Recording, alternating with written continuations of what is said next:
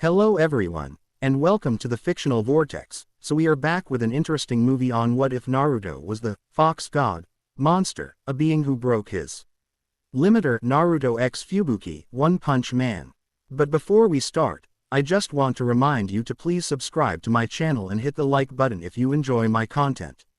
Let's start the story. Chapter 1. Dimensional Breach. The sky fractured like broken glass. Reality itself seemed to scream as the dimensional fabric tore open above Konoha. 7th Hokage Naruto Uzumaki stood atop the Hokage monument. Golden chakra swirling around him in violent, untamed surges. His normally bright blue eyes had shifted to a burning crimson, vertical pupils slitting as power coursed through his system. Kurama, we can't hold this much longer. Naruto growled through gritted teeth, his canines elongated to sharp points. The nine-tailed fox's voice resonated within him, unusually strained. This is beyond anything we've faced, Naruto. The Otsutsuki's dimensional manipulation is creating a resonance with our chakra. Below them, the village lay in partial ruins. The attack had come without warning. A pale figure descending from the sky, claiming to be Tenmoshi Otsutsuki, a collector of chakra from dimensions across the universe. Unlike previous members of the clan, this one wielded technology alongside chakra, creating devices that could harvest energy on an unprecedented scale. 7th Hokage, Shikamaru's voice crackled through the communication device in Naruto's ear. Our sensors are re-detecting critical instability in your chakra signature. You need to disengage. Naruto didn't respond. He couldn't. The device Tenmoshi had embedded in the center of the village was pulling at Kurama's chakra, attempting to extract it completely. The pain was excruciating, unlike anything he'd experienced since the war. At 33 years old, Naruto had mastered his powers to levels that made him nearly godlike, but this was different. I won't let you take Kurama, Naruto roared, clapping his hands together in a seal he hadn't used in years. Naruto, wait, Kurama's warning came too late. Multi-shadow clone technique. Kurama Avatar Legion. Instead of the thousands of identical clones he expected, something unprecedented occurred. The chakra erupted from his body in 9 distinct streams, each forming a colossal fox-shaped avatar with a different elemental affinity. Fire, wind, lightning, earth, water, wood, lava, ice, and pure energy, 9 manifestations of the 9 tails. Each as large as the original Kurama. Tenmoshi's pale eyes widened. Impossible. The Biju cannot manifest in multiple forms simultaneously. The 9 fox avatars surrounded the village, each tail moving independently, creating seals in the air. Naruto felt something breaking within him. Not his body, but some fundamental limitation, some wall between himself and the full potential of his power. What's happening to me? He whispered as golden markings began etching themselves across his skin, not the clean lines of his 6-path sage mode, but intricate, fox-like patterns that burned as they appeared. The limiter, Kurama's voice was fading, merging with Naruto's own consciousness. Every being has one. Yours is breaking. The 9 fox avatars roared in unison, creating a sound that shattered windows throughout the village. Each unleashed its elemental fury upon the Otsutsuki's device, while Naruto himself engaged Tenmoshi directly. You've made a critical miscalculation, Naruto said, his voice overlaid with Kurama's deeper tones. I'm not just a Jinchuriki anymore. His movement was instantaneous, not the body flicker technique or even the flying thunder god, but something new. One moment he stood atop the monument, the next, he was behind Tenmoshi, a Rasengan formed in his hand that swirled with 9 distinct chakra natures. Impossible, Tenmoshi gasped as the attack connected, tearing through his advanced armor. The alien being stumbled backward, genuine fear in his eyes. What are you becoming? Naruto felt it too, the transformation accelerating.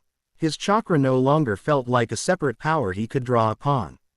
It was becoming something intrinsic to the fabric of reality around him. The golden markings spread across his body, and he sensed his features shifting. Elongated ears formed atop his head, his whisker marks deepened, and 9 actual tails of golden chakra materialized behind him. Tenmoshi activated a device on his wrist. Abort extraction. Pattern anomaly detected. But it was too late. The dimensional extraction device in the village center began to overload, creating a swirling vortex of space-time distortion. The 9 fox avatars Naruto had created were drawn toward it, compressing into a single point of blindingly intense light. Naruto. Sakura's voice cut through the chaos as she appeared beside Shikamaru at the base of the monument. Something's happening to the dimensional barrier. Naruto could see it. Reality itself was becoming visible, like a thin membrane stretching and tearing. Through the gaps, he glimpsed other worlds. Other realities, all seemingly connected by threads of golden energy that resembled his chakra. Everyone, get back, he commanded, his voice carrying across the entire village through sheer will. All contain this. He flew toward the vortex, his body leaving trails of golden light. As he approached the center of the distortion, Naruto created a massive Rasenshuriken, but instead of throwing it, he compressed it into himself, creating a counter-resonance to the device's pull. I won't let you destroy my home. He roared at Tenmoshi, who was frantically trying to escape the growing dimensional rift. The Otsutsuki sneered despite his fear. You've done this yourself, Hokage. Breaking your limiter has consequences. Your reality cannot contain what you're becoming. The vortex expanded suddenly, engulfing Naruto completely. He felt his body being stretched across dimensions, his consciousness fragmenting and reforming. Kurama's presence within him shifted. No longer a separate entity but something thoroughly integrated with his own being. We are becoming something new, the fox's voice echoed, more thought than actual words. Neither human nor Biju. No, I won't leave them. Naruto fought against the pull, reaching out toward the fading image of his village, his friends, his family. For a moment, he saw Hinata reaching toward him, Byakugan activated. Tears streaming down her face as she screamed words he couldn't hear. Then everything went white. The crater measured precisely 53 meters in diameter. Steam rose from its edges. And at its center lay a figure that made the S-class Hero Metal Knight's drones transmit conflicting data. Initially registered as human, secondary scans suggested monster-level threat, while tertiary analysis failed completely, simply returning error messages. Unidentified life form detected, Metal Knight's robotic voice announced over the Hero Association emergency channel. Power level exceeding measurement capabilities. Requesting all available S-class heroes to coordinate response. Across City Z, alarms blared. The massive impact had triggered automatic monster-level threat protocols, evacuating civilians from a 5-kilometer radius. Within minutes, heroes began converging on the location. In the crater, Naruto Uzumaki opened eyes that no longer resembled anything human. Vertical pupils set in irises that shifted between gold and crimson adjusted to the unfamiliar sunlight. His body felt simultaneously heavier and lighter, as though gravity itself couldn't decide how to affect him. Where? He croaked, his voice carrying an otherworldly resonance. He pushed himself to his knees, noting with confusion the changes to his appearance. His traditional, orange and black attire had been replaced by a form-fitting garment that seemed woven from chakra itself, golden patterns flowing across a deep crimson base. 9 tails extended from his lower back, each moving independently with apparent consciousness of its own. Naruto touched his face, feeling the elongated canines, the whisker marks now deeply etched into his skin. Atop his head, fox-like ears twitched, picking up sounds from kilometers away.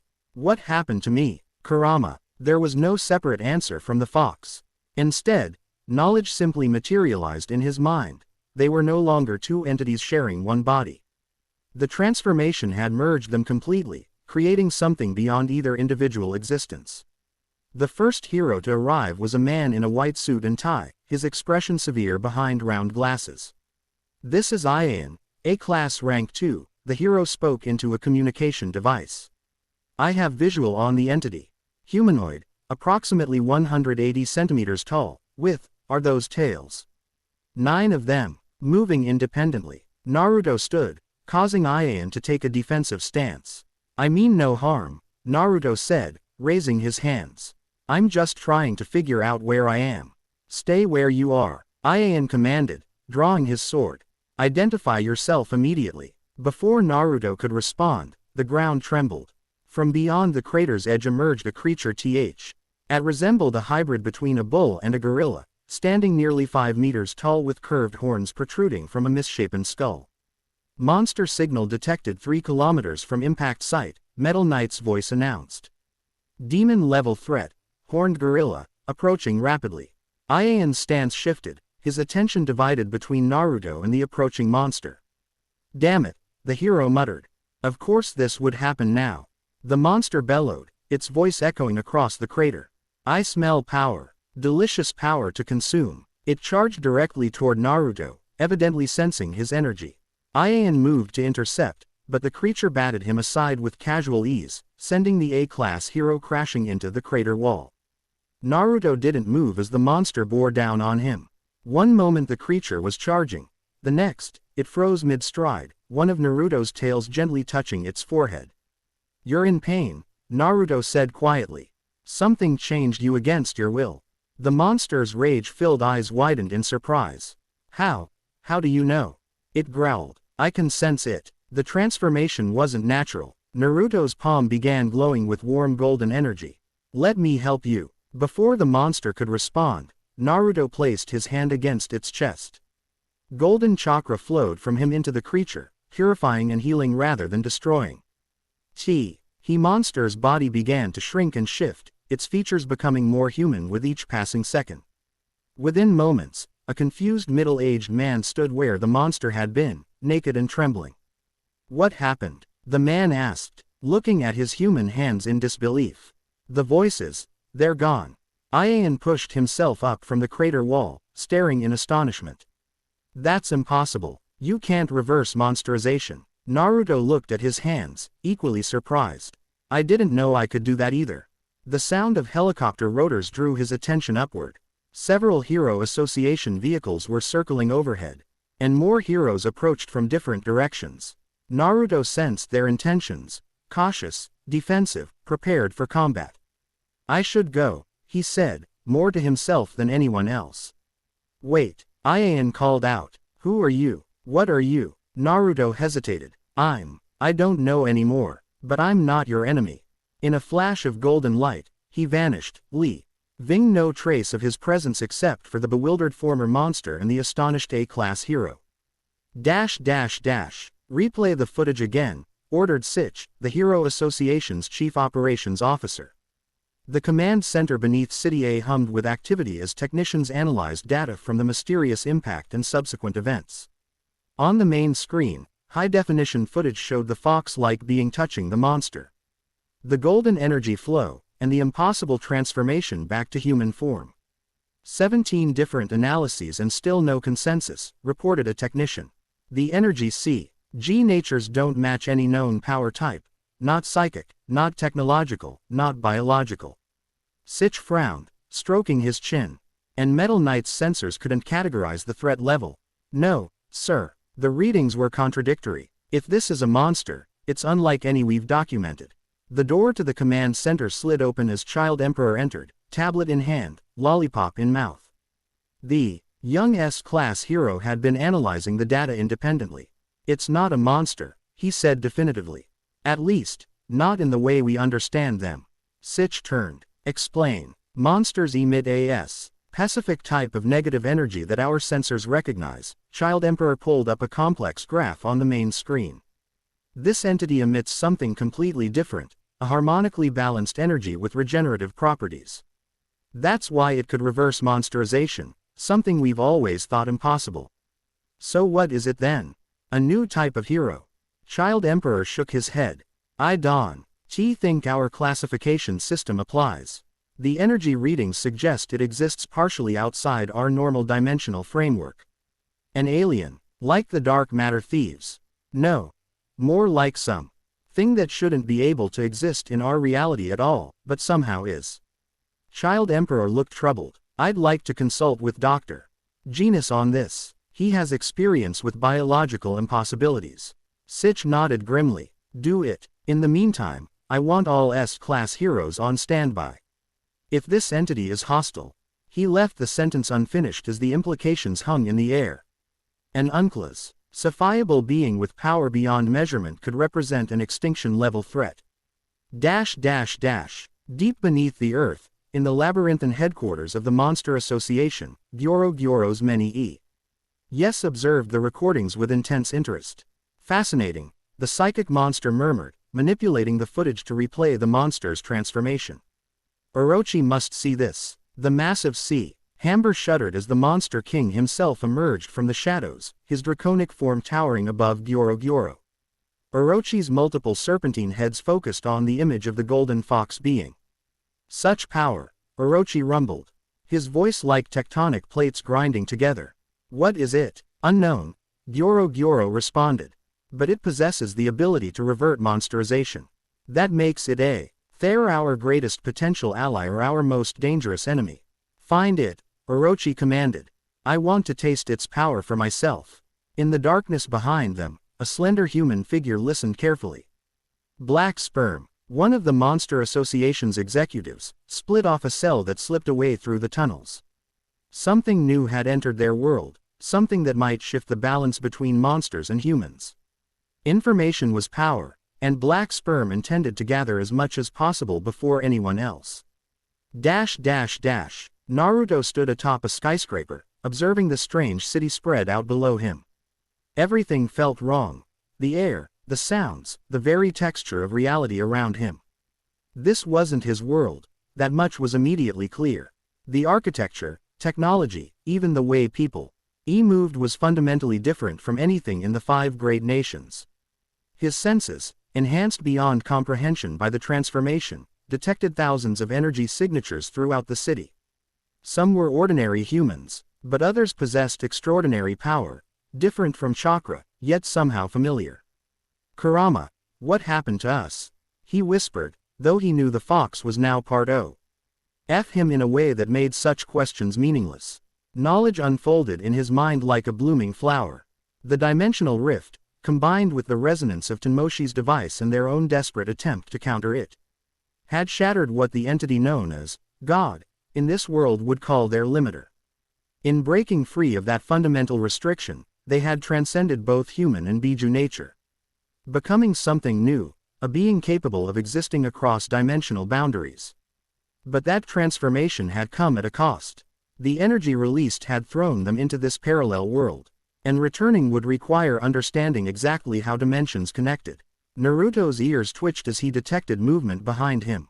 Without turning, he knew someone had landed on the rooftop, someone powerful, with energy that flowed like a hurricane barely contained in human form. Are you just going to stand there all day? Asked a bored male voice. Naruto turned to face a bald man in a yellow jumpsuit with a white cape, red gloves, and red boots. Despite his unremarkable appearance, Naruto's senses screamed that this individual possessed power that defied comprehension.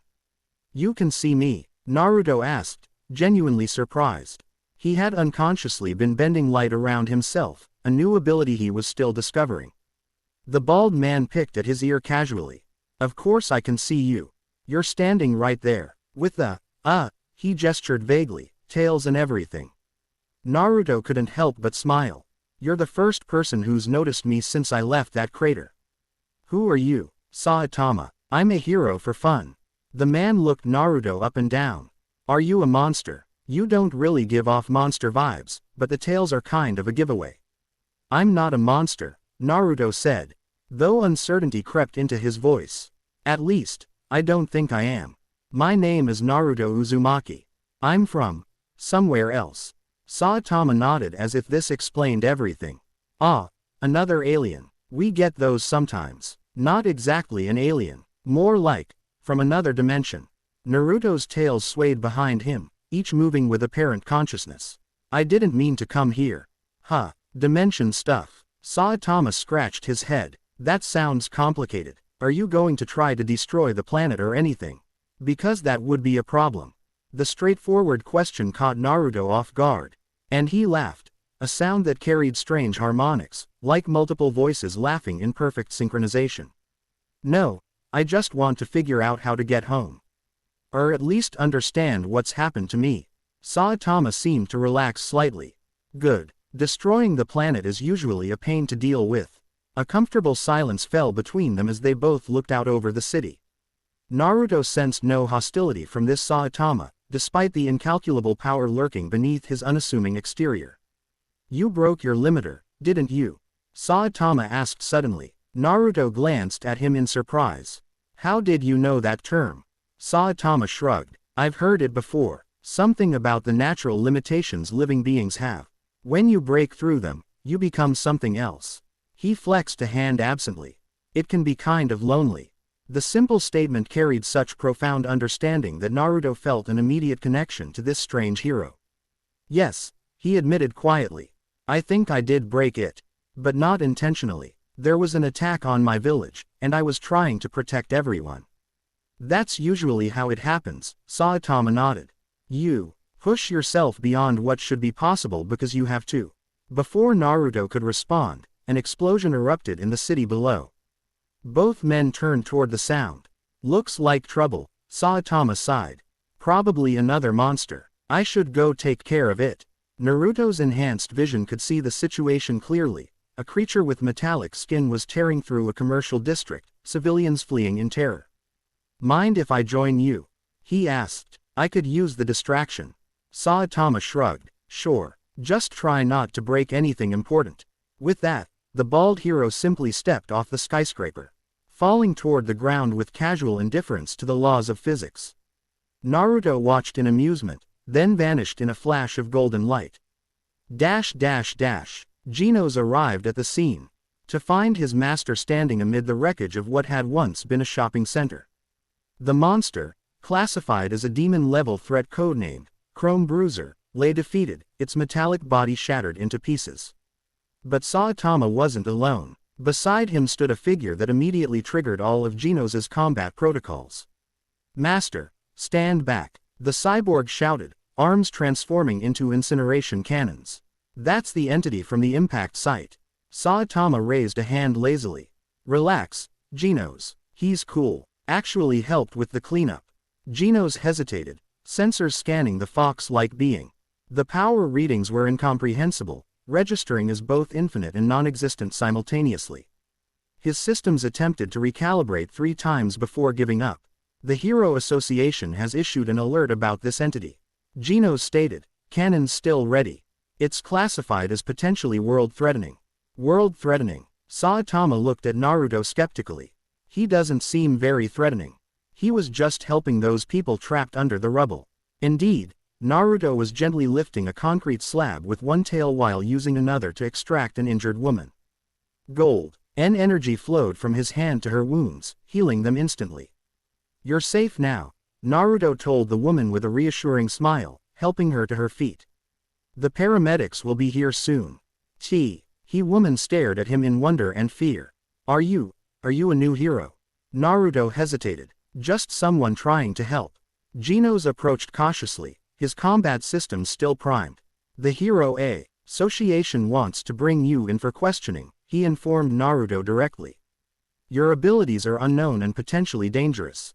Naruto turned to face the cyborg, and Genos was struck by the otherworldly quality of his eyes.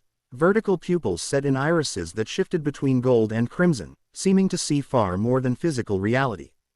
I understand their concern, Naruto said calmly. Quote, but I'm still trying to understand my own situation. I'd rather not be contained or examined until I figure that out.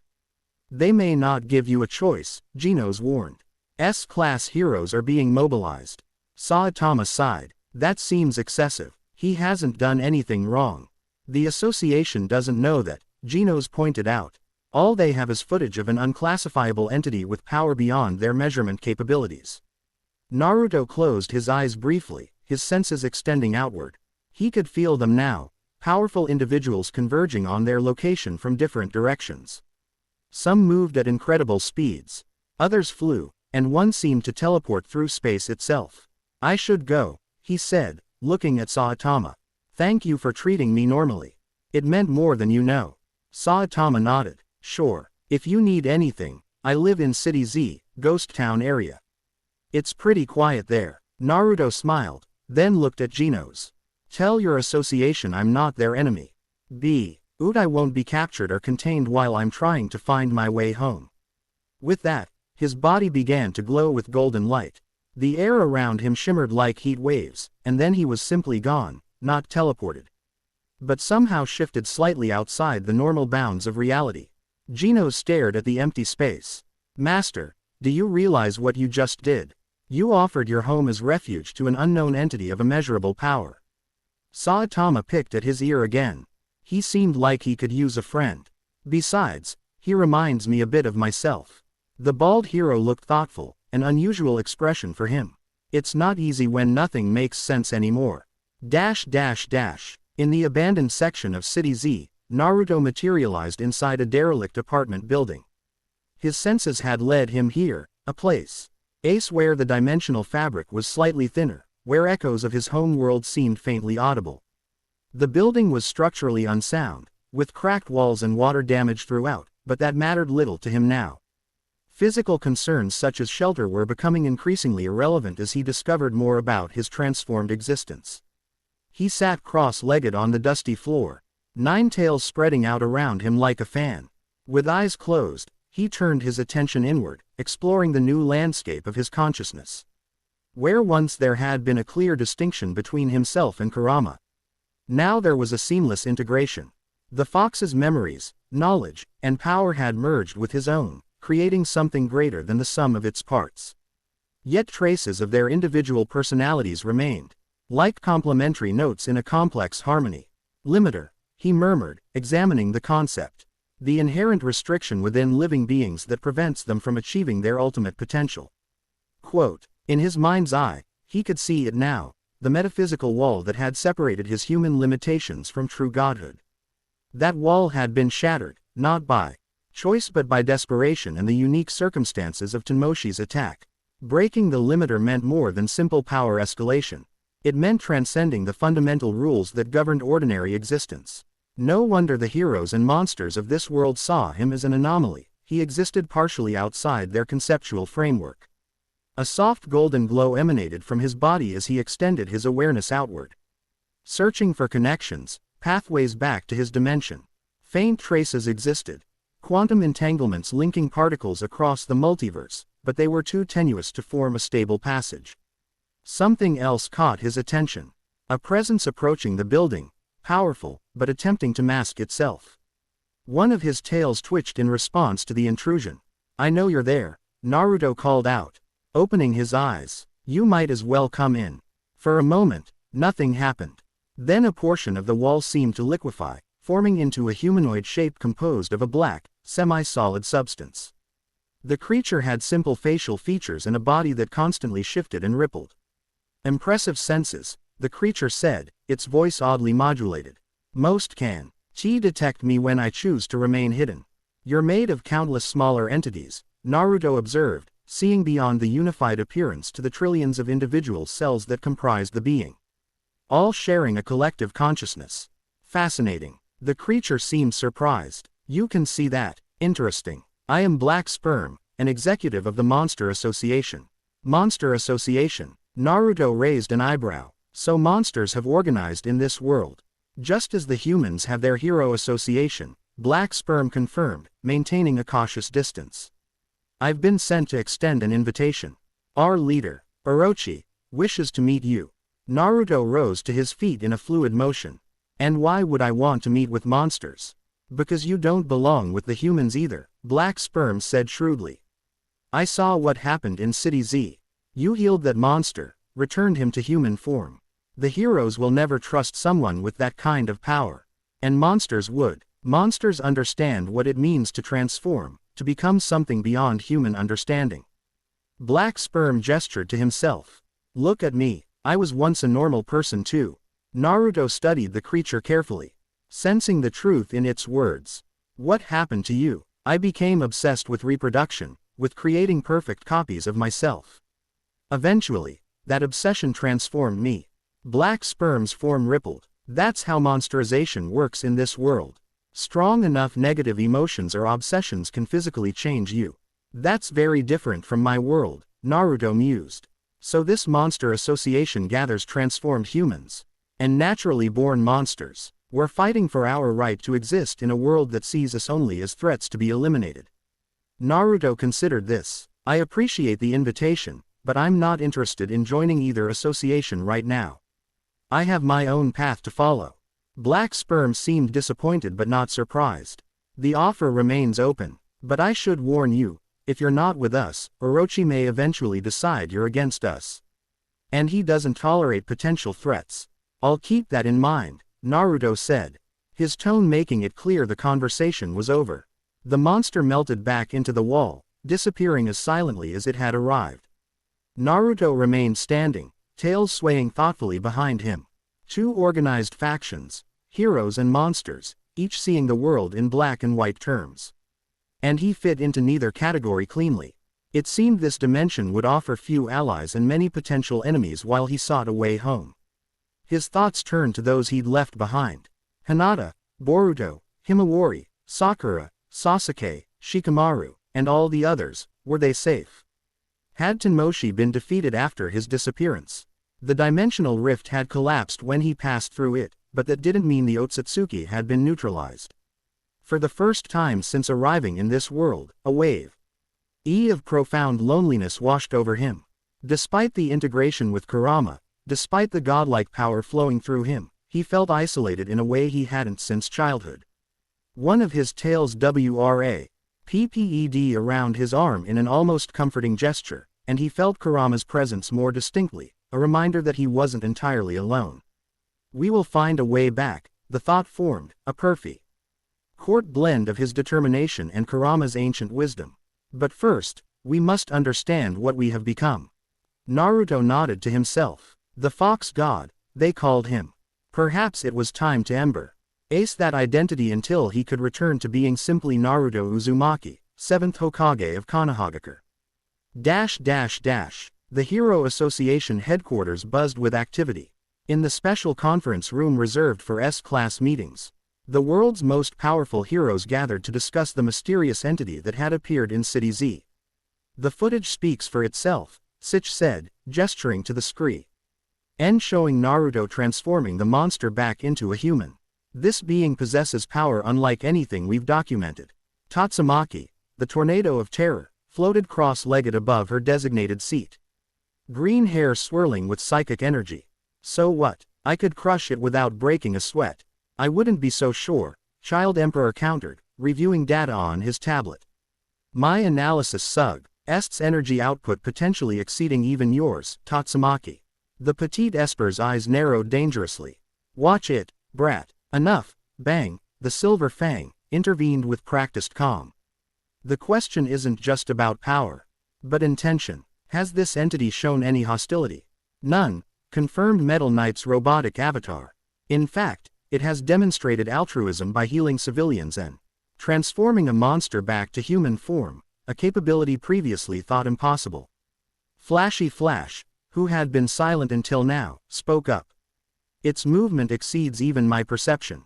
That alone makes it a potential threat regardless of current behavior.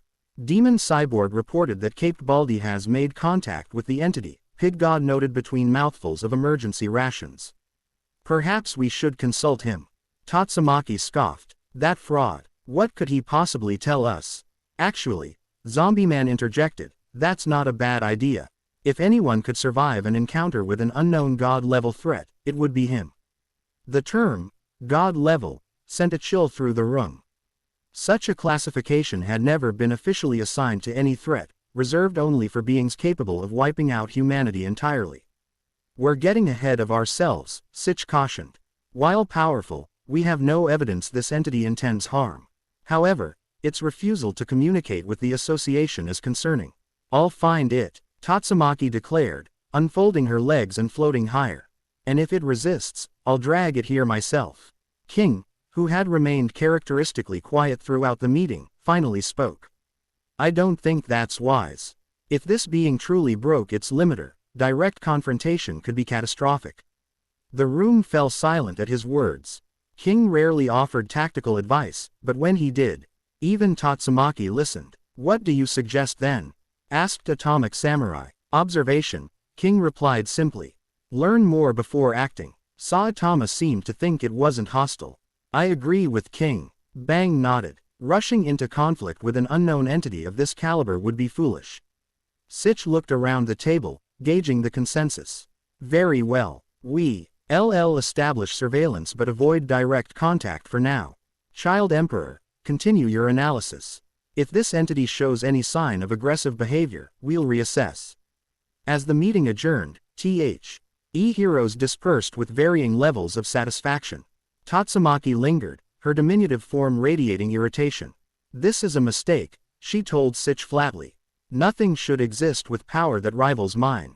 Nothing. With that, she flew from the room, leaving a trail of psychic energy that cracked the reinforced glass windows. Sitch sighed heavily. Of all possible complications, Tatsumaki's wounded pride might prove the most dangerous of all. The moon hung low over City Z as Naruto sat atop the abandoned building, his golden form illuminated by its light. His tails moved independently, weaving complex patterns in the air that left trails of chakra visible only to his enhanced perception. He had spent hours attempting to create a stable dimensional passage, but each attempt resulted in failure. The fundamental laws governing reality in this world differed subtly from his own, making conventional space-time ninjutsu ineffective. There must be another way, he murmured, closing his eyes to better visualize the dimensional barriers. A slight shift in the air caught his attention, the distinctive signature of psychic energy approaching at high speed. One of his tails licked in anticipation as he opened his eyes to see a small figure hovering before him, wreathed in green light. "So you're the one everyone's making such a fuss about," said Tatsumaki, her childlike appearance belied by the overwhelming power she emanated. "You don't look like much to me." Naruto observed her calmly. "You must be Tatsumaki, the tornado of terror. Your reputation precedes you, and you're trespassing in my world."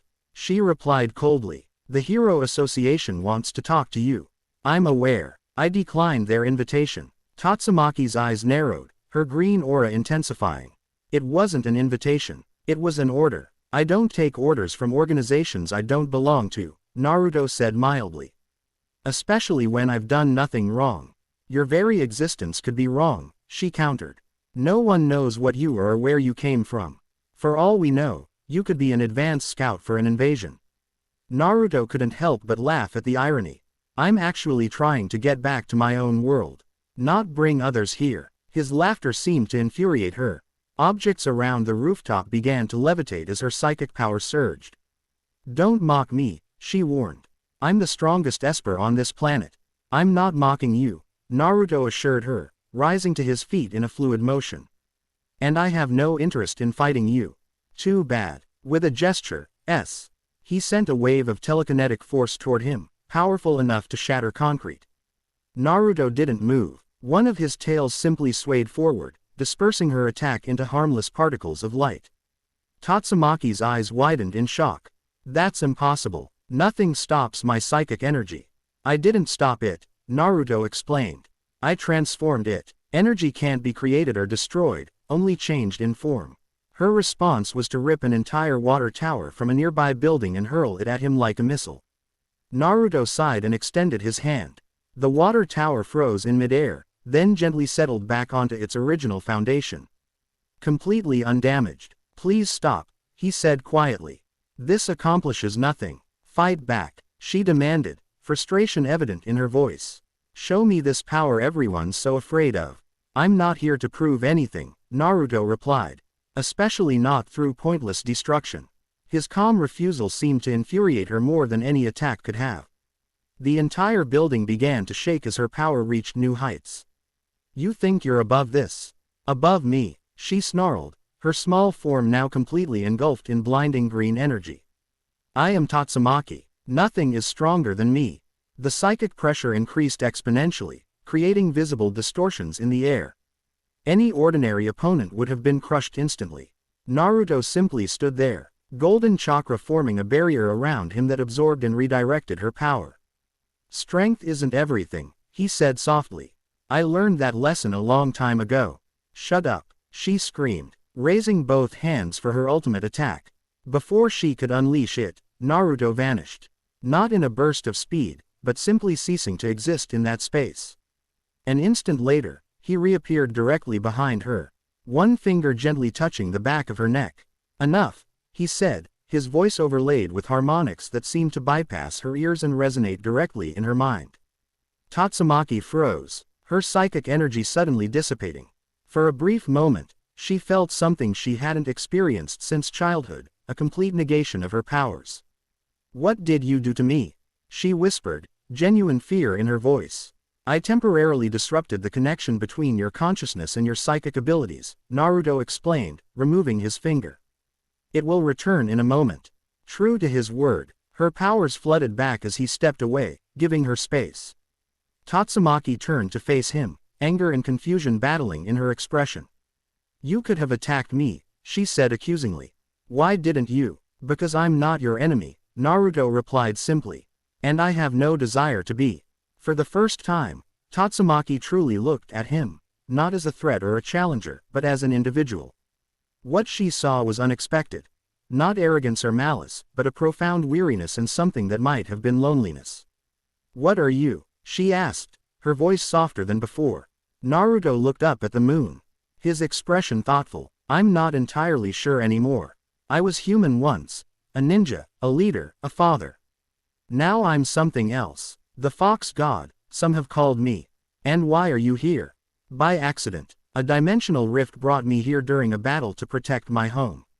His tail swayed gently behind him, reflecting his melancholy. I'm trying to find a way back. Against her better judgment, Tatsumaki found herself believing him. There was a sincerity in his voice that couldn't be feigned. The association has resources, she said finally. Scientists who study dimensional theory. They might be able to help. Naruto looked at her in surprise. Are you offering assistance after trying to attack me? A hint of her usual scowl returned. Don't read too much into it. Having a dimensional anomaly wandering around unchecked is a security risk. The sooner you're back where you belong, the better. He smiled, the expression transforming his fox-like features into something warmer. More human. Thank you, Tatsumaki. She turned away, floating slightly higher. I'll arrange a meeting with Child Emperor and Metal Knight. They're the most likely to understand your situation. But no guarantees. I understand. As she prepared to leave, a thought occurred to her. That thing you did, negating my powers with just a touch. Could you teach that to someone else? Naruto shook his head. It's not a technique in the way you're thinking. It's more about seeing the connections between consciousness and energy, then temporarily severing them. So that's a no, she concluded. Disappointment evident despite her attempt to hide it. Why do you ask? Tatsumaki hesitated, then answered with unexpected honesty. My sister. She has psychic abilities too. But she can't fully control them. I thought. Never mind. It doesn't matter. Naruto studied her with interest. You care about her a great deal. That's none of your business, she snapped, defensive barriers rising again. Be ready tomorrow. I'll send coordinates for the meeting. With that, she shot into the sky, a streak of green energy against the night. Naruto watched her go, intrigued by the complexity beneath her aggressive exterior.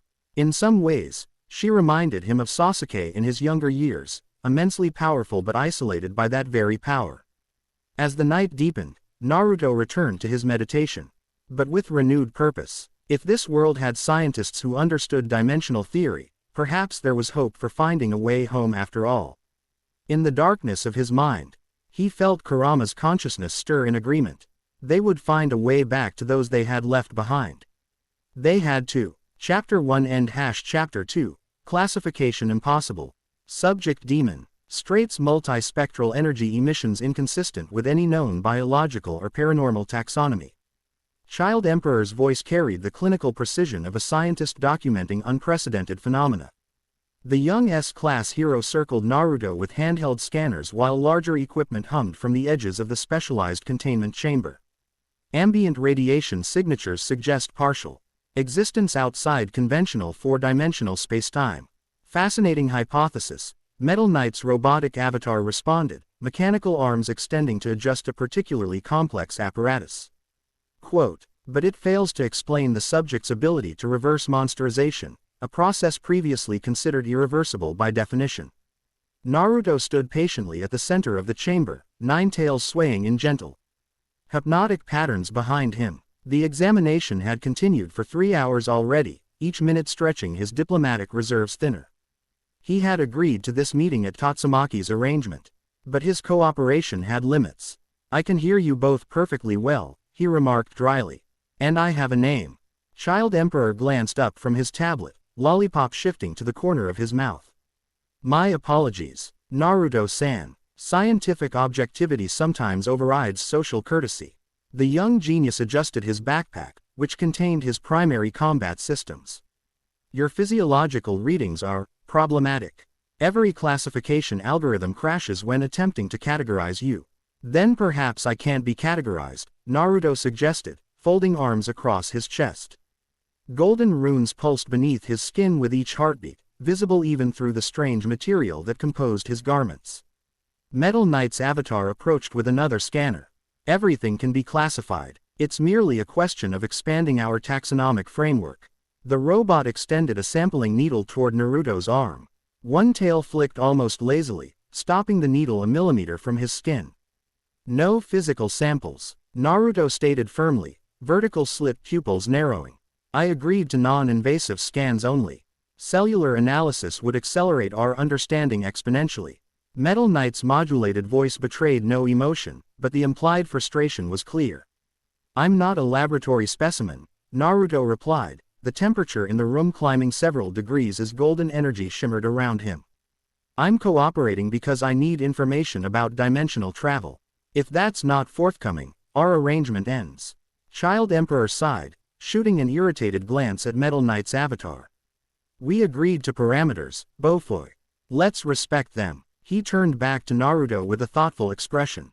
You mentioned your transformation occurred during a dimensional breach. Could you elaborate on the specific conditions? Naruto's expression darkened as memories surfaced. An entity from beyond my world attacked. He used technology that resonated with the energy inside me, chakra, we call it. The combination created a cascade effect that shattered what you call the limiter. Fascinating, Child Emperor murmured, fingers flying across his tablet. Quote, and this, chakra, is common in your dimension. All living things possess it, Naruto explained. Though most humans have relatively small reserves. Those of us trained as shinobi learn to access and manipulate it from childhood.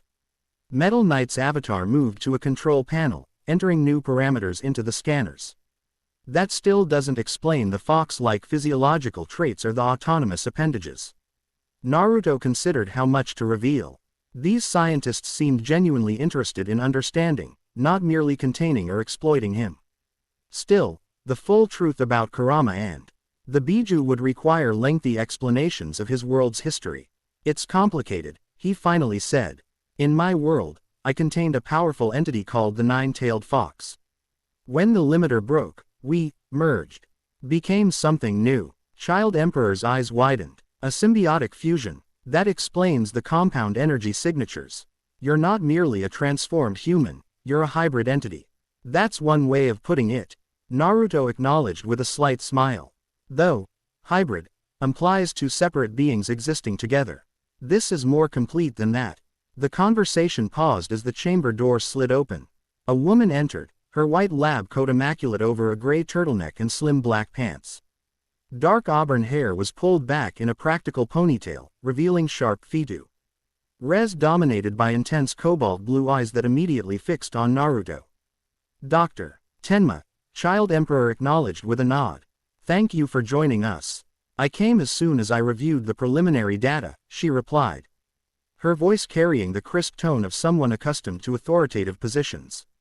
The dimensional breach energy patterns match theoretical models my team developed last year.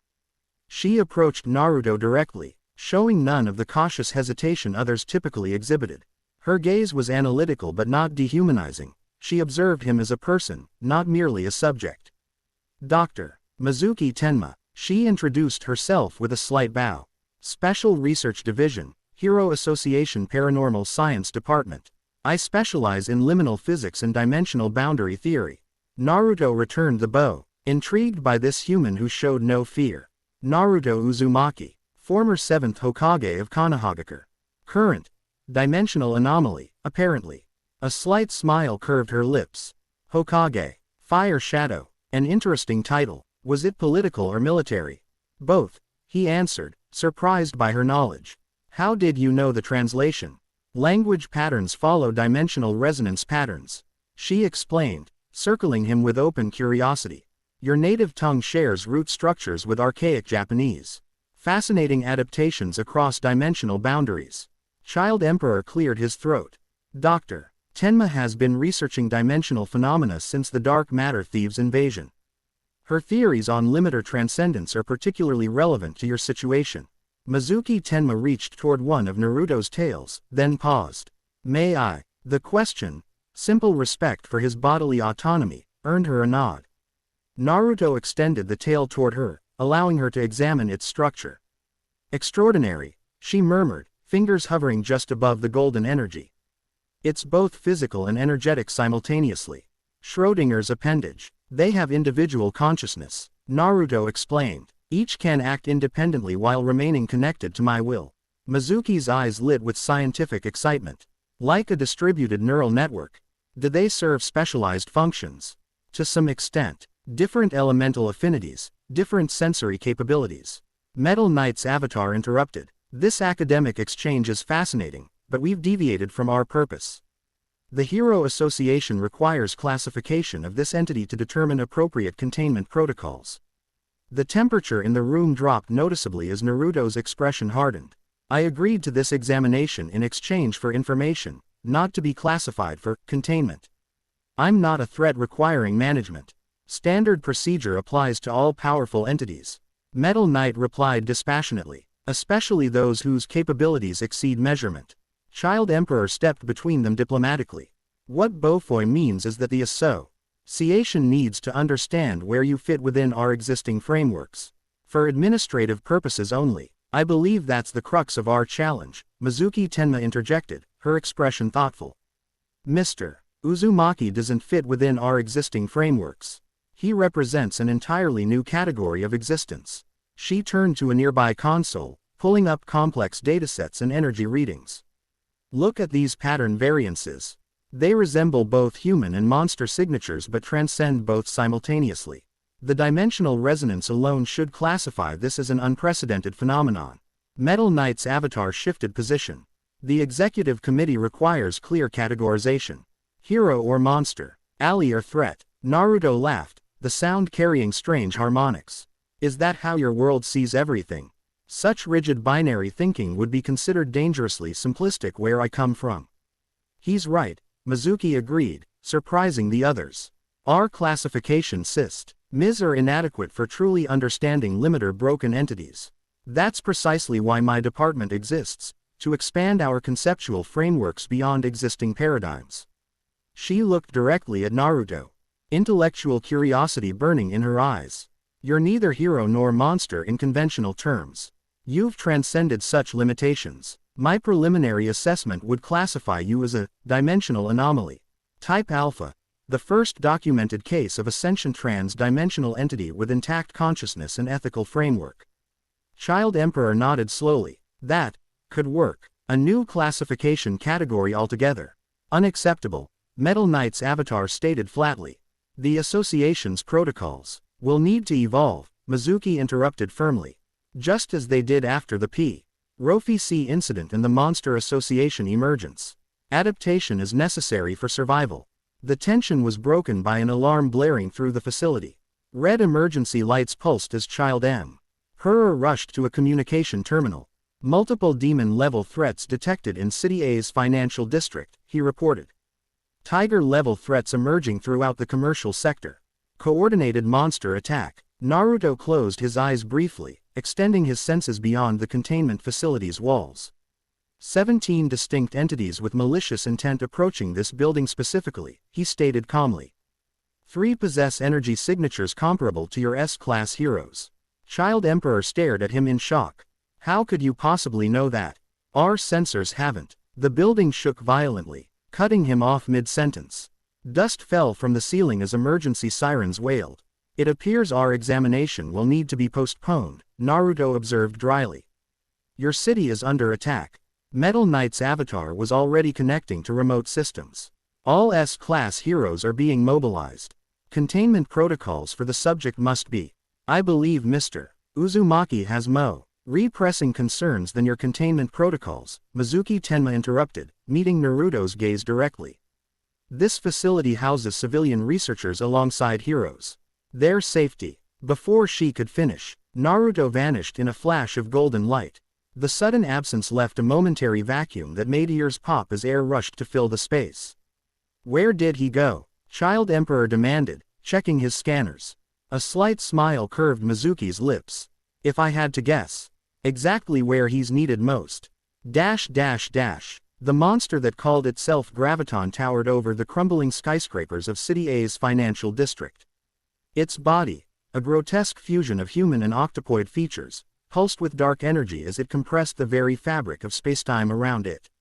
Office buildings imploded one after another, crushed by intensified gravitational fields. Behold the power of a dragon-level threat, it bellowed, voice distorting through the gravitational lensing effect surrounding its form. Why? Our heroes cannot save you from the forces of physics themselves. Panicked civilians fled through streets that buckled and warped beneath their feet. Emergency response teams struggled to evacuate buildings before they collapsed. The destruction spread in concentric circles from Graviton's position, an expanding wave of devastation. Ian, the A-class hero who had first encountered Naruto at the impact site, slashed through falling debris with his sword, creating safe passages for evacuees. Keep moving toward the subway stations, he shouted, blood streaming from a gash on his forehead. Underground structures are more resistant to gravitational compression. A woman stumbled, her young daughter's hand slipping from her grasp as the pavement split between them. The girl screamed as she began sliding toward a forming sinkhole, fingers clawing desperately at the crumbling asphalt. Mommy! The woman lunged forward, but another gravitational pulse threw her backward. She watched in horror as her daughter slid closer to the expanding void, only to be caught in a gentle grasp of golden energy that materialized from nowhere. The girl hovered safely above the destruction, cradled by what appeared to be a giant spectral fox paw. Naruto appeared beside the woman, helping her to her feet. She's safe, he assured her, vertical slit pupils contracting in the bright sunlight. Go to the evacuation point. I'll bring her to you. The woman stared at him, terror and gratitude warring in her expression. Are you a hero?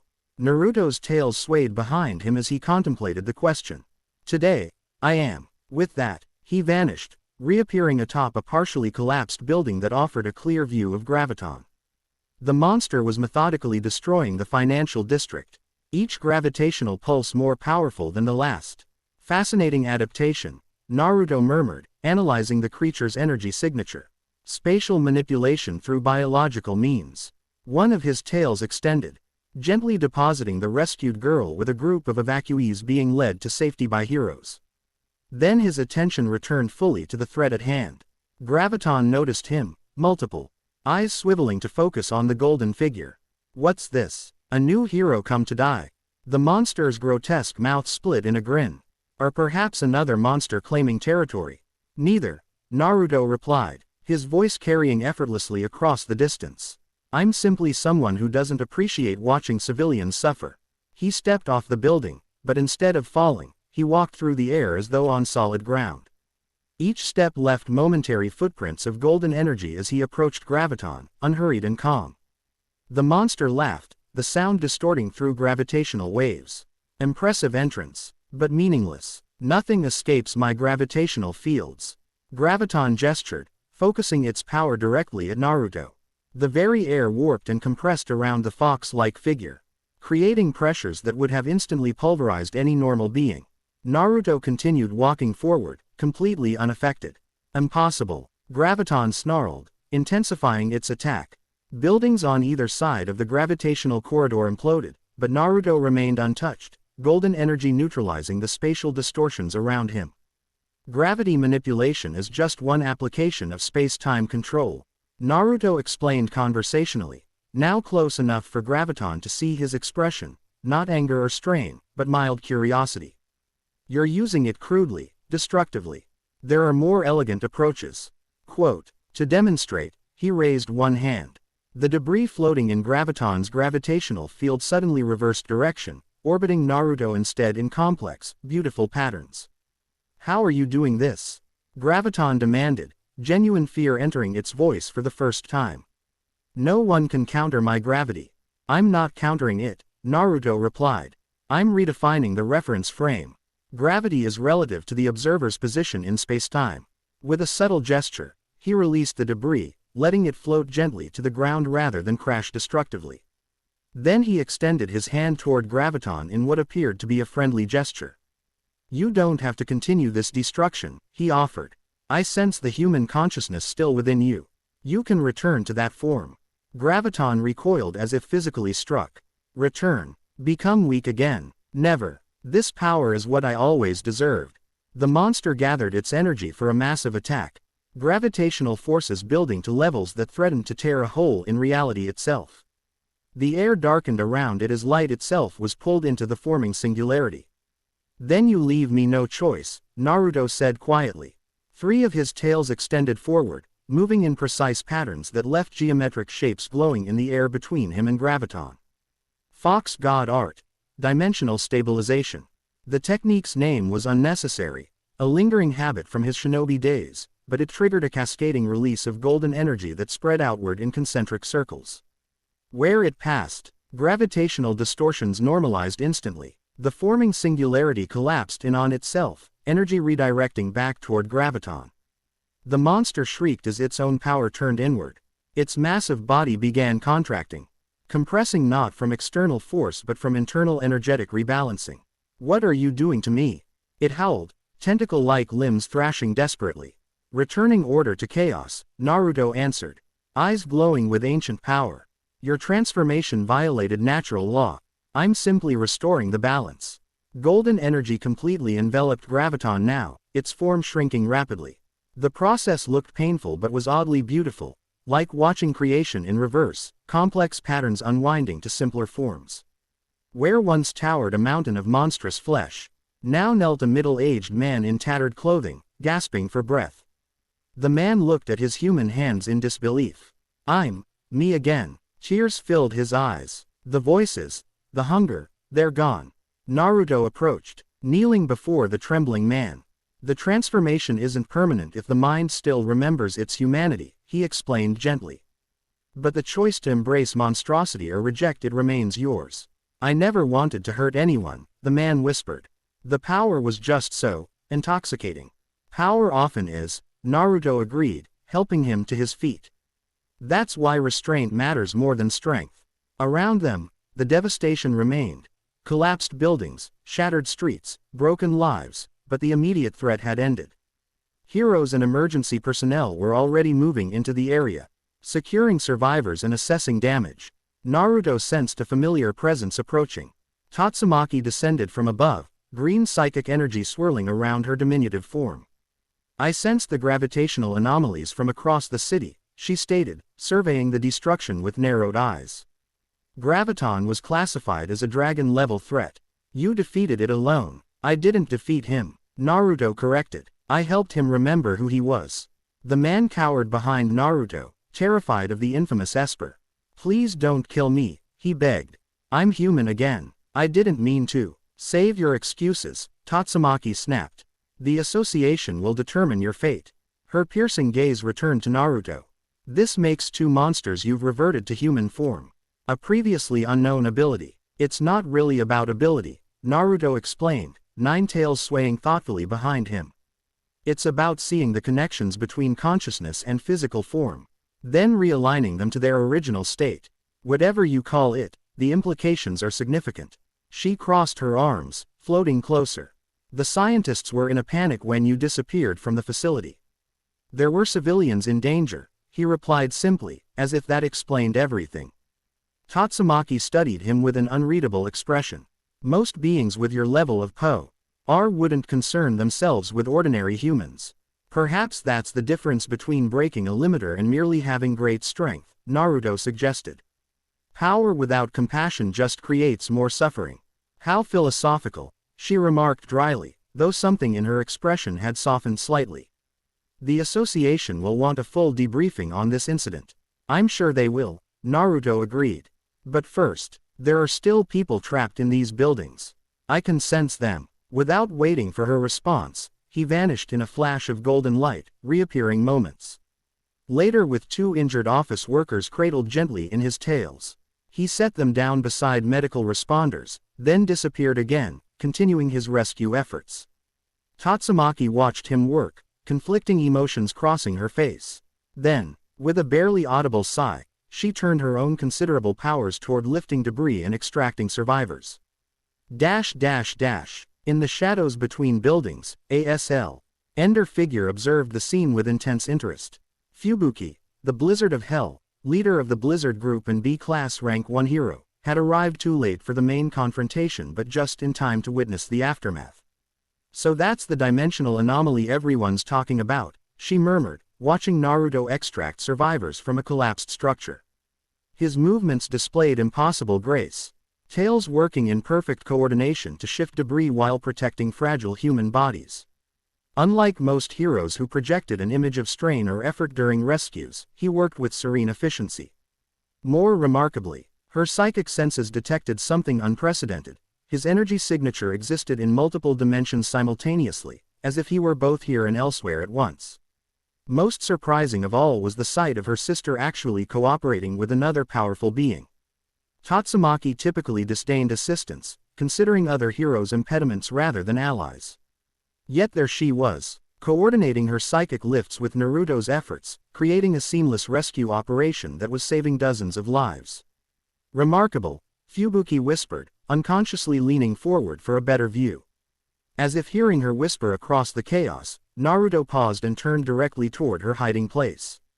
Vertical slit pupils met her startled gaze, golden crimson irises seeming to look through her rather than at her. Fubuki froze, instinctively strengthening her psychic shields.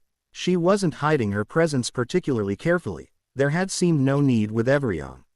He focused on rescue operations, but his immediate awareness of her observation suggested sensory capabilities far exceeding normal parameters.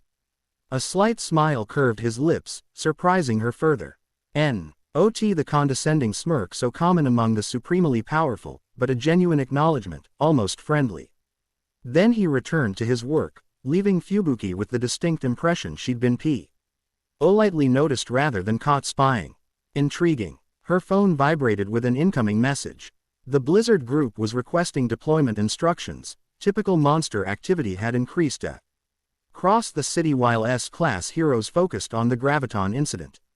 With a last glance at the golden-hued figure working alongside her sister, Fubuki departed. She had responsibilities to her team. But she would definitely be learning more about this Fox God everyone was whispering about. Much more. Unprecedented interference. Gyoro hissed, multiple eyes blinking asynchronously. As it reviewed psychic impressions from the failed attack, the anomaly neutralized Graviton completely. Within the Monster Association's subterranean throne room, executives gathered to assess the operation's collapse. What should have been a devastating coordinated strike against City A had been blunted significantly by the unexpected intervention. Not neutralized, Black Sperm corrected, its humanoid form rippling slightly. Transformed. Returned to human state. I witnessed it directly. Orochi, the Monster King, shifted on his massive throne. Serpentine heads extended toward the PSYC. Hick projections displaying the bottle's aftermath. This power threatens our very nature. His rumbling voice echoed through the chamber. A being that can reverse monsterization challenges our existence. The Fox God grows more problematic by the day, Elder Centipede chittered, massive mandibles clicking anxiously. First the healing, now this reversal ability. If humans learn such techniques could be replicated. They cannot be replicated, Gyoro stated confidently. My psychic analysis confirms this power stems from his broken limiter. It's unique to his existence. Then he must be eliminated, Gale Wind suggested.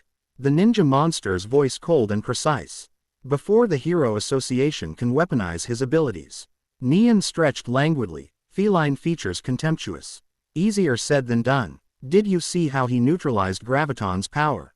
None of us possess attacks that fundamental. He cannot be everywhere at once, Hellfire Flame countered, flame-wreathed form flickering. We strike multiple targets simultaneously, draw him out, analyze weaknesses. Orochi's largest head swiveled toward Black Sperm. You spoke with this entity previously. What insights did you gather? The cellular monster considered carefully before responding. He's not aggressive by nature. Seems more interested in returning home than involving himself in our conflict with heroes. But he holds strong protective instincts toward humans. A weakness we can exploit, Gyoro noted, psychic energy pulsing. Emotional attachment creates vulnerability. There's something else, Black Sperm added. He exists partially outside conventional reality. My cellular consciousness perceives multiple layers to his being. Conventional attacks may prove ineffective. Silence fell, as the executives contemplated this complication. Finally, Orochi spoke, his decision reverberating through the chamber. We will test his limits systematically. Probe for weaknesses through graduated challenges. The Monster King's eyes glowed with malevolent intelligence. And we will acquire a sample of his essence. If his power can reverse monsterization, perhaps it can also perfect it. Gyo. Aro Gyoro's psychic energy pulsed with excitement. A brilliant insight, my king. If harnessed properly, such power could elevate our evolution to unprecedented levels. Deploy pureblood for the extraction attempt, Orochi commanded. His absorption abilities are best suited for obtaining biological samples without direct confrontation. As the executives dispersed to implement their king's directives, Black Sperm lingered. Its cellular composition shifting thoughtfully. The fox god represented something beyond their usual conflict with heroes, a transcendent existence that challenged fundamental assumptions about reality itself. Such a being deserved careful study before any irrevocable actions. Black Sperm quietly divided, sending a small portion of itself to continue independent observation. Knowledge before action, a principle that had preserved its existence through countless conflicts. The Hero Association's debriefing chamber fell silent as Naruto concluded his account of the Graviton incident. Executive committee members exchanged troubled glances while S-class heroes present maintained carefully neutral expressions. Sitch cleared his throat. To summarize, CTED the attack through extrasensory perception, neutralized a dragon-level threat without collateral damage, and reverted a fully transformed monster back to human form. Again, that's accurate, Naruto confirmed, standing relaxed despite being the focal point of intense scrutiny.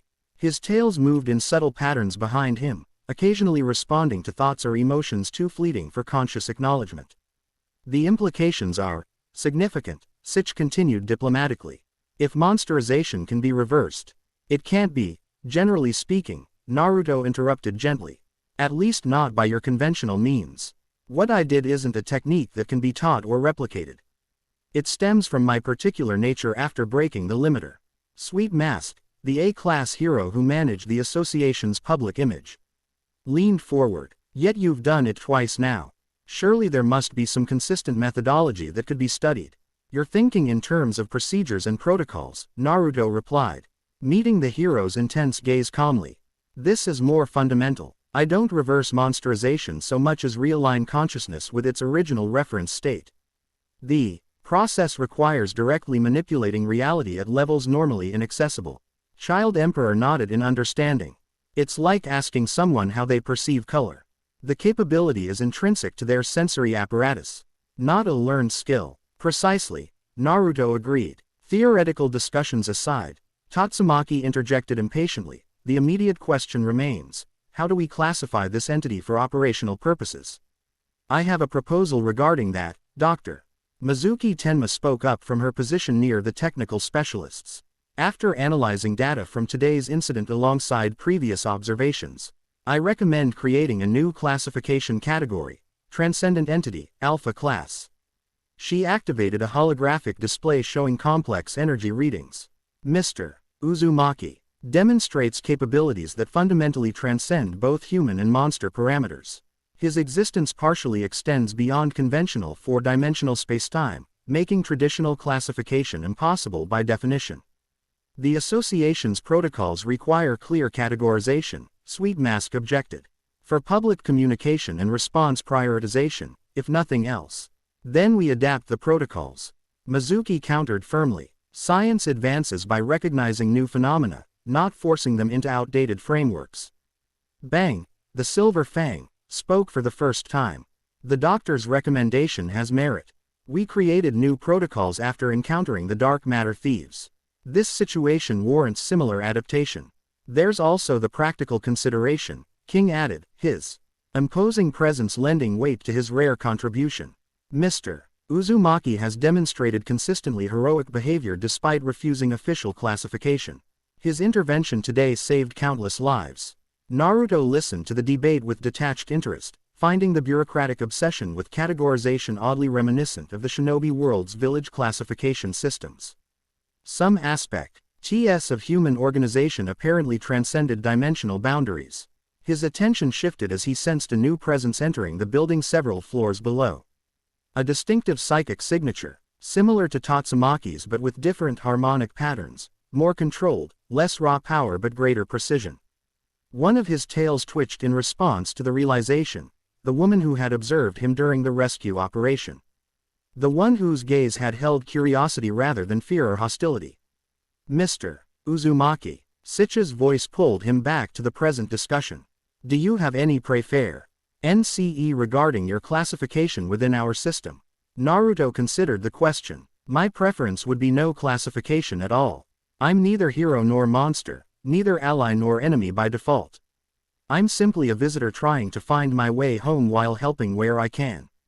That's not how our world works, Tatsumaki stated flatly. Everything gets categorized. Perhaps that's your world's limitation, Naruto suggested with a slight smile. Categorization creates artificial boundaries that reality rarely respects. Before anyone could respond, an alert sounded through the facility. Chill. The Emperor immediately accessed the notification on his tablet. Multiple demon-level threats reported in City B's industrial district, he announced. Coordinated monster activity targeting chemical storage facilities. Again, Tatsumaki frowned. This pattern suggests strategic intent rather than random attacks. Naruto's expression shifted, becoming more serious. It's bait, he stated with certainty. All eyes turned to him. Explain, Sitch demanded. The timing is too convenient. Another attack immediately following our discussion of the first. Naruto shook his head. They're testing responses, gathering data, possibly attempting to isolate specific targets. You mean they're targeting you? Metal Knight's robotic avatar stated. Among other objectives, yes. Naruto rose from his seat. Golden energy beginning to shimmer around his form. I'll investigate, but cautiously. This has the hallmarks of a trap. The association hasn't authorized your deployment, Sweet Mask objected. Protocol requires. I don't operate under your protocols, Naruto reminded him gently. But I'll coordinate with any heroes you assign to the situation. Sitch nodded reluctantly. Demon, Cyborg and Metal Bat are already en route. Atomic Samurai's disciples are providing civilian evacuation. I'll join them, Tatsumaki declared unexpectedly. When others looked surprised, she scowled. What, if it's a trap for him? They'll need S-class backup. Naruto smiled faintly. Your concern is appreciated, but unnecessary. It's not concern, she snapped. It's tactical assessment. If they're after your power, they're a significant threat by definition. Without waiting for further discussion, Naruto's form began to shimmer. I'll see you there, then. With that, he vanished, leaving only a momentary golden afterglow. Show off, Tatsumaki muttered, though without her usual venom. She launched herself toward the ceiling, psychic energy protecting her as she crashed through building materials and accelerated skyward. As the meeting dissolved into urgent deployment orders and strategic discussions, Mizuki Tenma quietly gathered her research materials. Unlike the others, her expression showed neither concern nor surprise, but thoughtful calculation. The Fox God was proving to be exactly the transcendent entity her theoretical models had predicted. The implications extend far beyond the association's simplistic classification concerns, into realms of physics and metaphysics that could revolutionize their understanding of reality itself.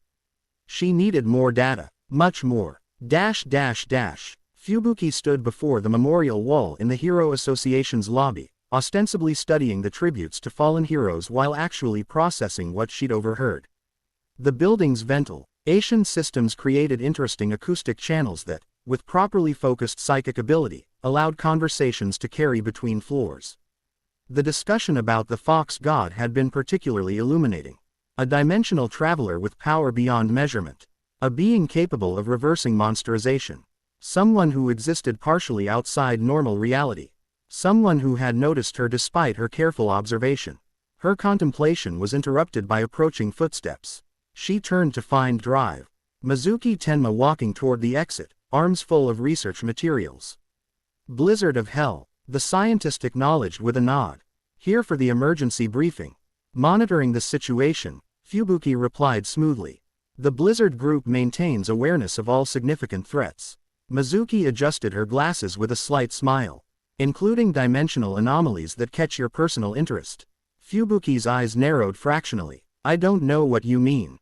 Your cyst. Isn't the only Esper whose activities I track, Mizuki replied casually. Your observation patterns have shifted significantly since the anomaly's appearance. 3 documented instances of proximate. Why to his locations without Blizzard Group deployment? The association employs you to study monsters, not heroes, Fubuki noted coldly.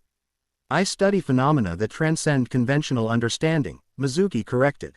Including Espers who might possess untapped potential for interdimensional awareness. That caught Fubuki's attention despite her annoyance.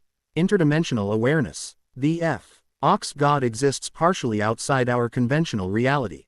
Most beings perceive only his physical manifestation.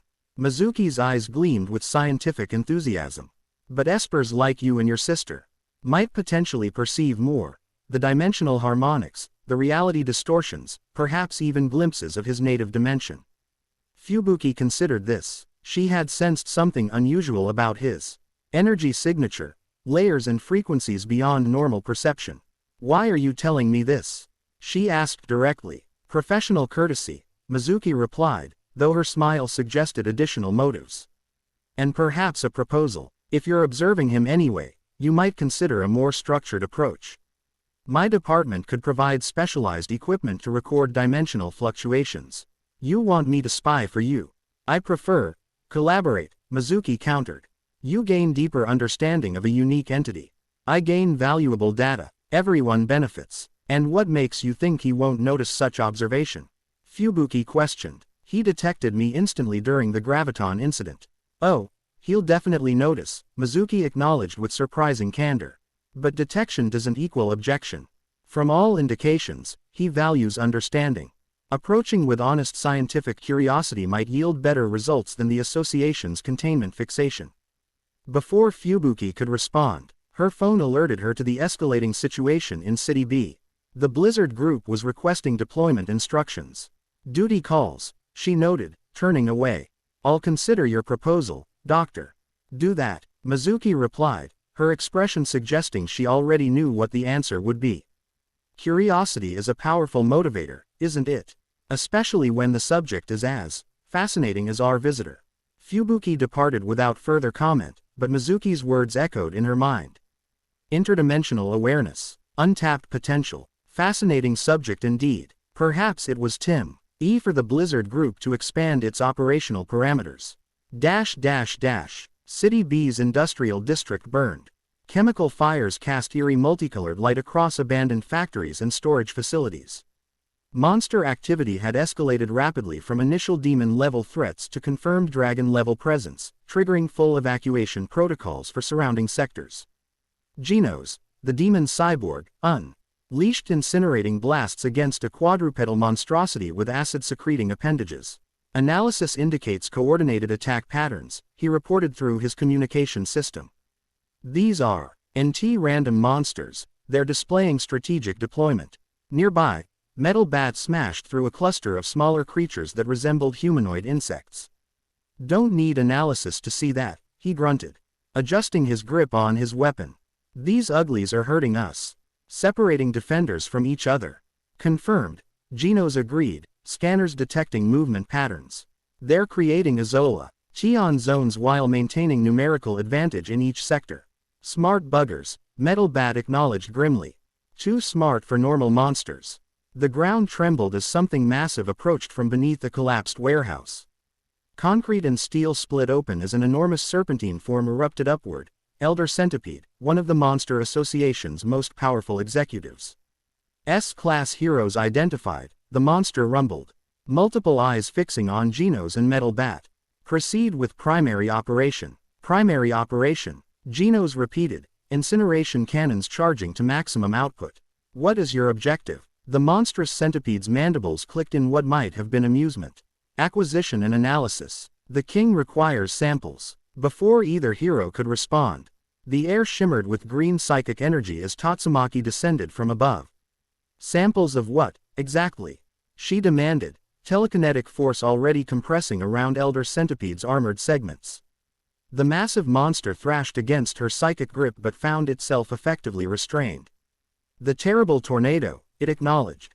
Unexpected deployment. Contingency required. As if on cue, the ground erupted in multiple locations as additional monsters emerged, coordinated reinforcements specifically positioned to counter Tatsumaki's arrival. Psychic dampeners deployed, announced a crystalline entity that resembled a humanoid prism.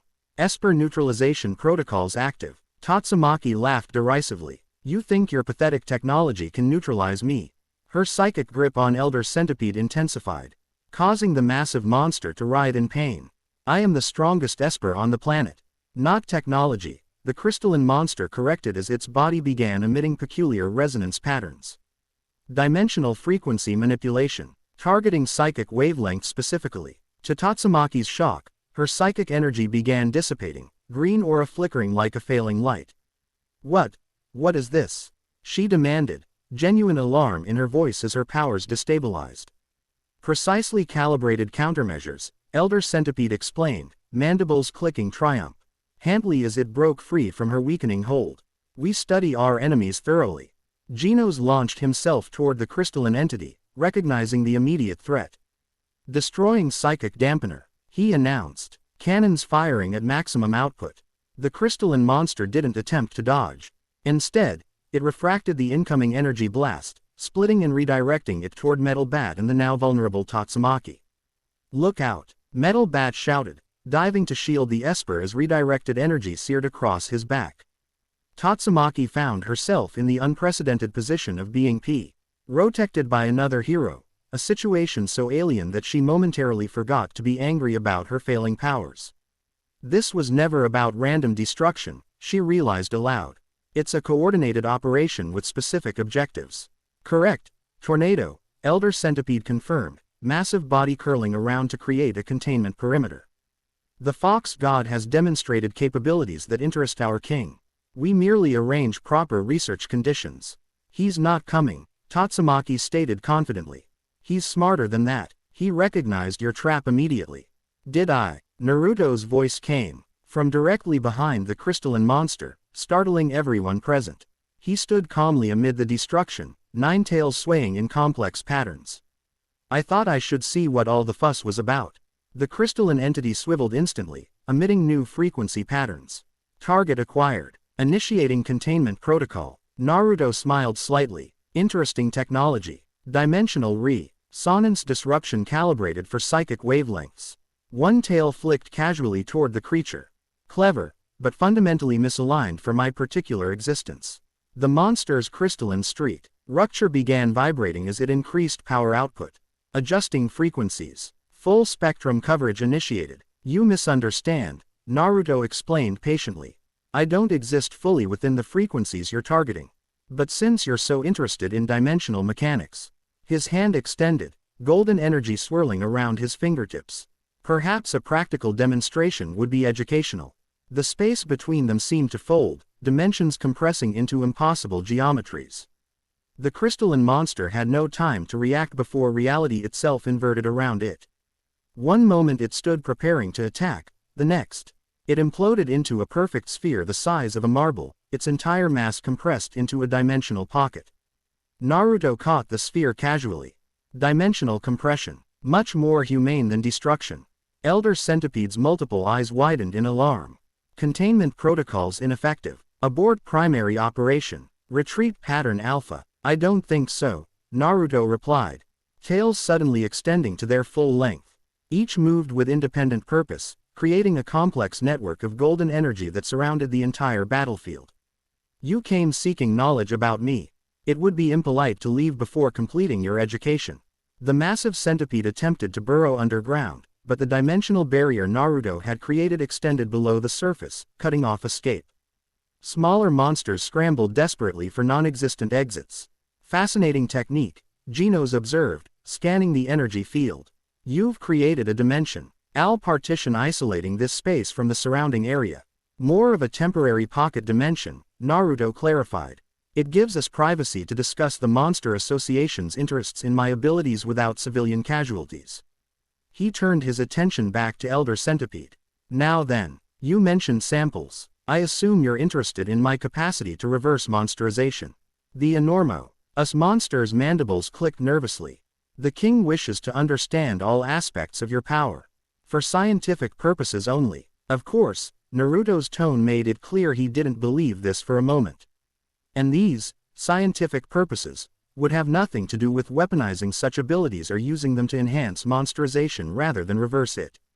Tatsumaki, her powers gradually returning as the crystalline entity's effect faded, floated upward. This was a capture operation, she realized. They wanted to extract your energy or biological material. Precisely, Naruto confirmed, though they significantly underestimated the difficulty of such an extraction. He addressed Elder Centipede directly. Return to your king with a message. I have no interest in your conflict with humans. But I will not allow myself to be used as a weapon by either side. The Monster Association does not accept neutrality, Elder Centipede warned, though its posture had shifted from aggression to defensive caution. You will eventually be classified as enemy. Classification again, Naruto sighed. This world's obsession with categories is truly limiting. His expression hardened slightly, but if forced to choose sides, my sympathies typically lie with those who don't attack civilian populations. He made a simple gesture, and the dimensional barrier began to dissolve. Take your forces and go. Next time, try diplomatic inquiry rather than attempted abduction. You might be surprised by the results. Elder Centipede hesitated, clearly calculating the odds of successful CK versus the benefits of tactical retreat. Self-preservation won out. This encounter is concluded, the monster declared, burrowing into the ground as the barrier fully dissipated. But our interest remains. The remaining monsters followed their executive's retreat, disappearing through tunnels or slinking away into shadows. Within moments, only the heroes and Naruto remained amid the destruction. Metal Bat whistled low. That was something else. You didn't even throw a punch and they retreated. Sometimes the most effective combat is the one that doesn't occur, Naruto replied, Tails. Relaxing into more natural movement patterns. Though I suspect this was merely their first approach, not their last. Genos was examining the marble-sized sphere that had been the crystalline monster. What happens to this entity? Is the compression permanent? No. Naruto took the sphere back gently. It will gradually expand back to normal size over approximately 24 hours. The expert. Ions should be educational without being lethal. Tatsumaki floated closer, her full powers restored. You let them go deliberately. You could have captured or neutralized all of them. To what end? Naruto asked simply. Capturing their forces doesn't address the root of their organization or motivation. Better they return with knowledge that I can't be easily manipulated or contained. You're assuming monsters think rationally. She countered. Most don't. These ones do, he said confidently. Their coordinated tactics demonstrated strategic thinking and adaptability. Their retreat showed risk assessment capabilities. These aren't mindless beasts, they're organized with specific objectives. Genos nodded in agreement. My analysis reaches similar conclusions. The Monster Association demonstrates increasing sophistication in their operations. Metal Bat rested his weapon across his shoulders. So what now? We just wait for them to try again with better plans. Now, Naruto said, looking toward the sky where helicopter lights indicated approaching Hero Association forces, we deal with more bureaucracy, I imagine. Tatsumaki actually laughed, the sound startling coming from the typically acerbic Esper. You're learning how this world works, Fox God. Naruto, he corrected gently. My name is Naruto Uzumaki. Fine, Naruto, she conceded with unusual graciousness. You just defied classification again. Neither hero nor monster, neither fighter nor pacifist. The association will be thoroughly confused. Good, he replied with a genuine smile. A little confu. Scion is often the first step toward greater understanding. Deep beneath the city, Pureblood waited in the designated extraction location. The vampire-like monster had been specifically selected for this mission due to his unique abilities to absorb biological materials and energy patterns without direct contact. Elder Centipede has retreated with the main force, reported a smaller monster serving as communications relay. Primary extraction operation aborted. Pureblood's aristocratic features showed no emotion. The contingency protocol remains active. I require no support for passive collection. The target demonstrated dimensional manipulation capabilities beyond predicted parameters, the relay warned. Direct engagement is contraindicated. I don't intend direct engagement, Pureblood replied smoothly. Red eyes gleaming in the darkness. Merely proximity collection. The elegant monster adjusted his formal attire, a relic of his human past as European nobility. Unlike most executives who had abandoned all traces of humanity, Pureblood cultivated refinement alongside monstrous power. The subject will pass this location during his return trajectory, he noted, consulting mental calculations. The psychic signature is unmistakable, like a beacon across dimensional boundaries. Collection parameters. The relay inquired. Minimal. Cellular residue. Energetic imprint. Dimensional resonance pattern. Pureblood's tongue traced fang teeth. Enough for preliminary analysis without triggering defensive responses. The relay departed, leaving Pureblood alone in the underground chamber. He extended his awareness outward, specialized senses attuned to the unique energy signature approaching from above. The fox god moved differently through reality and other beings, less a physical traversal of space than a conscious redistribution of presence. Fascinating, almost beautiful in its metaphysical elegance. Pureblood had once been a physicist before O.B. session with immortality transformed him. Scientific curiosity remained beneath his monstrous evolution, making this assignment particularly satisfying. The opportunity to study a being who had transcended dimensional limitations was intellectually stimulating in ways combat could never be. The distinctive energy signature passed overhead, moving toward the Hero Association headquarters. Pureblood O.D. activated his collection apparatus, an intricate biological adaptation that extended his vampiric absorption abilities beyond physical constraints. Tendrils of specialized perception reached upward, seeking traces, fragments, echoes, anything left in the subject's wake that might contain useful data. Most beings shed cells and energy constantly, leaving invisible trails through reality. The fox god, however, left something else entirely. Pureblood's eyes widened as his collection tendrils encountered not physical residue but dimensional ripples, afterimages in spacetime itself. His apparatus absorbed these echoes eagerly, integrating the information directly into his consciousness. Knowledge blossomed in his mind, fragmentary glimpses of another world. Villages hidden among massive forests. Humans channeling energy through physical movements. Titanic creatures of pure power. War and peace and sacrifice and love. And something else. Something ancient watching from beyond perception. Something that recognized this intrusion. Pureblood gasped as awareness flooded backward through his collection apparatus, not information being taken, but consciousness flowing in reverse. For a brief, terrifying moment, he felt himself being observed by something infinitely older than his immortal existence. Curious little vampire, a voice that was not a voice resonated directly in his mind. Your king plays with forces beyond his comprehension. The connection severed instantly as Pureblood recoiled, severing his own collection tendrils in panic. Blood, his precious, immortal ood, trickled from his eyes and ears as his body struggled to process the metaphysical backlash. What are you? He whispered to the empty chamber, genuine fear coursing through him for the first time in centuries. No answer came, but he knew with absolute certainty that his collection attempt had not gone unnoticed. Worse, it had drawn attention specifically to him, attention from something that existed on levels of reality he could barely comprehend. With trembling hands, he secured the dimensional echoes he had managed to collect before the backlash. The Monster Association would receive its samples. But Pureblood would include an urgent warning with his report. Some beings should not be studied too closely. Not if one wished to remain merely observer rather than becoming the observed.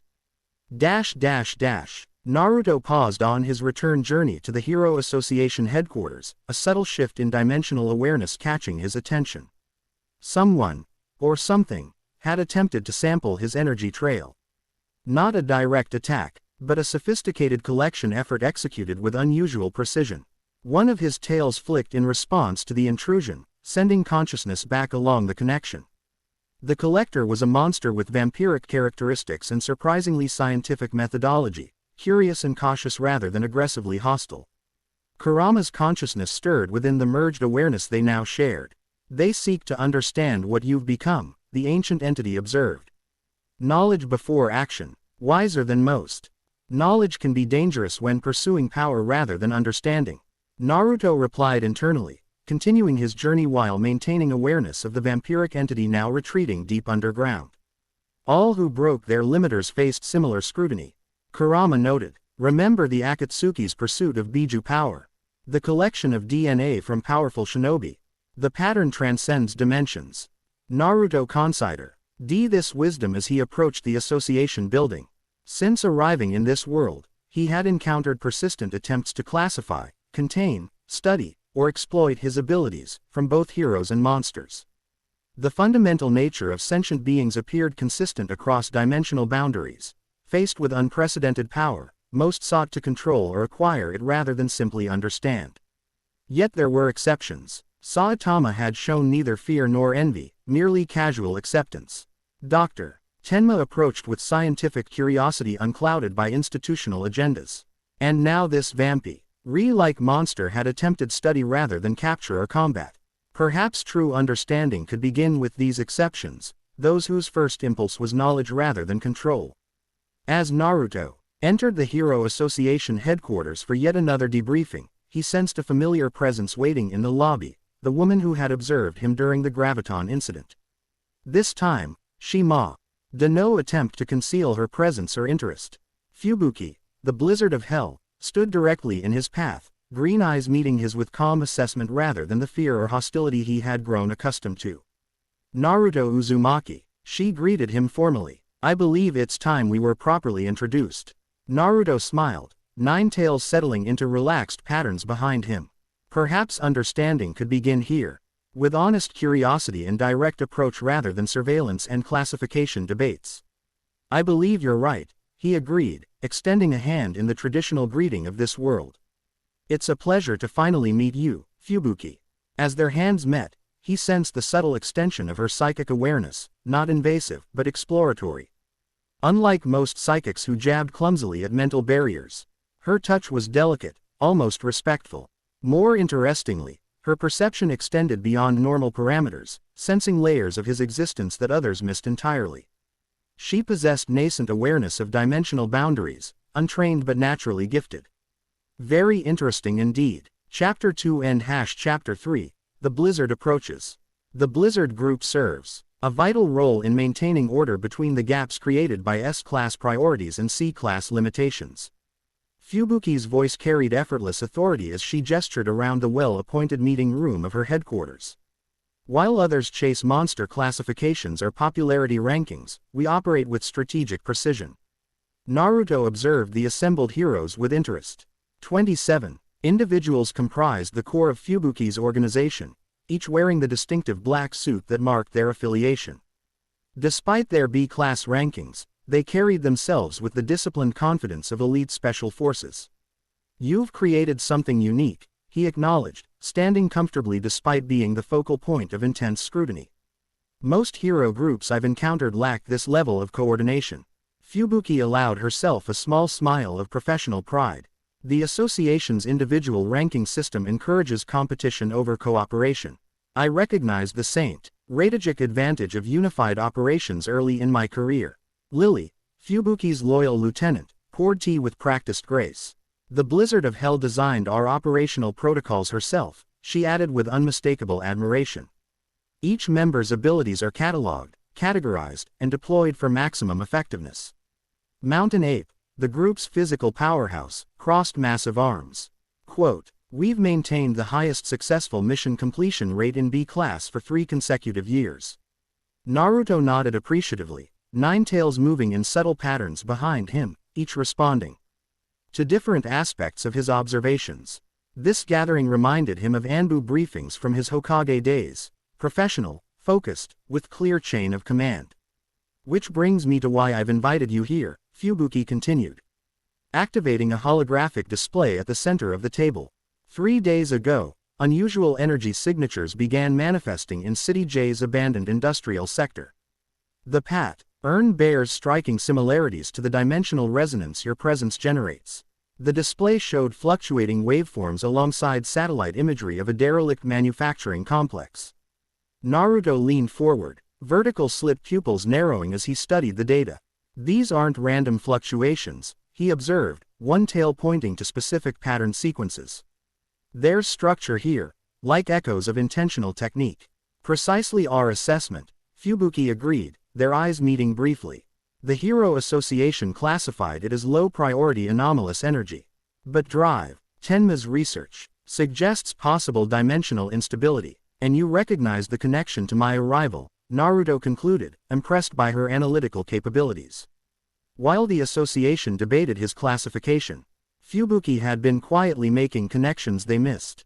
The resemblance was unmistakable, she acknowledged. But unlike your stable energy signature, these fluctuations are increasing in both frequency and amplitude. Naruto closed his eyes briefly, extending his awareness toward the coordinates displayed. Even from this distance, he could sense the dimensional distortions, faint but growing ripples in reality's fabric. You're right to be concerned, he said, opening eyes that now glowed with increased intensity. These aren't natural formations. Something's trying to breach between dimensions. The room fell silent as implications registered among the assembled heroes. Another being like yourself? Eyelashes asked, voicing the collective concern. No, Naruto shook his head. The pattern is different, less coherent, more desperate. Like someone clawing at a locked door without knowing how the mechanism works. Fubuki studied him carefully. But you recognize it. It wasn't a question. Her perceptiveness continued to impress him. Yes, he admitted. It bears similarities to techniques from my world, imprecise but determined.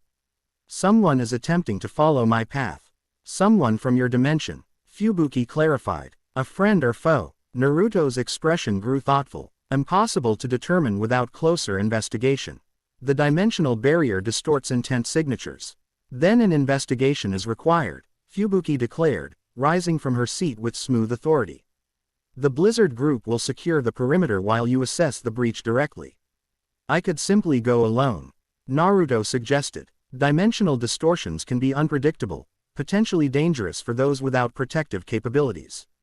Fubuki's gaze hardened slightly. This anomaly appeared in my operational territory. The Blizzard Group doesn't outsource responsibility for threats within our jurisdiction. Several members nodded in firm agreement, their loyalty evident.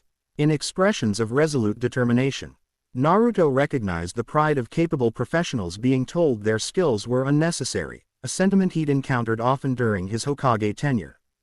Quote, I meant no disrespect to your capabilities, he clarified diplomatically. I'm simply concerned about exposure to dimensional radiation. A valid concern, Fubuki acknowledged, her expression softening marginally. Which is why we've prepared accordingly. She gestured to Lily, who opened a secured case containing specialized equipment. Dr. Tenma provided dimensional shielding gear based on her analysis of your energy patterns. Naruto examined the devices with surprise. The technology was impressively advanced, capable of creating localized reality stabilization fields that would indeed fair significant protection from dimensional flux. You've been preparing for this possibility, he realized, looking at Fubuki with new appreciation. How long have you been monitoring dimensional anomalies? Since your arrival created a precedent, she answered frankly. The Blizzard Group maintains comprehensive contingency protocols for all potential threat categories. Your emergence necessitated creating an entirely new classification. I'm flattered to have my own contingency protocol, Naruto responded with gentle humor, earning surprised chuckles from several members. Fubuki's professional demeanor cracked slightly, revealing a hint of the person behind the leader. Standard procedure, I assure you. Nothing personal. Of course not, he agreed, maintaining the light tone while acknowledging her attempt to balance professional caution with diplomatic courtesy. When do we depart? Immediately, she declared, reverting to full operational mode. Mountain Ape, coordinate transport. Lily, distribute dimensional shielding. Eyelashes, establish communication protocols with association headquarters. The Blizzard Group mobilized with impressive efficiency, transforming ROM meeting attendees to operational strike team in under 3 minutes. Naruto observed their practiced movements with genuine respect. Despite their middling official rankings, these heroes clearly operated at far higher effectiveness levels than their classifications suggested. As preparations continued, Fubuki approached him privately. "There's something I didn't mention in front of the others," she admitted, voice lowered. "The Hero Association isn't the only organization monitoring these anomalies." Naruto nodded in understanding. "The Monster Association." "Yes. Our intelligence net, ORC, detected increased activity in tunnels beneath the industrial sector. They're positioning forces around the distortion. They believe another powerful entity might emerge," Naruto deduced. "One. They could potentially recruit before the Hero Association makes contact." "Precisely," Fubuki confirmed, "which adds urgency to our mission. If something does breach from your dimension, LD find itself immediately caught in this world's hero-monster conflict," he finished, frowning at the implications. "Manipulated or exploited before understanding the situation." Fubuki studied him with unexpected insight. "You feel responsible for creating the pathway they're following." Again, not a question but an observation that demonstrated remarkable perceptiveness. "My arrival damaged the dimensional barrier," Naruto acknowledged. "I may have unintentionally created a beacon for others to follow, without understanding the dangers involved. Then we'll ensure whoever or whatever comes through receives proper context," she stated with simple conviction.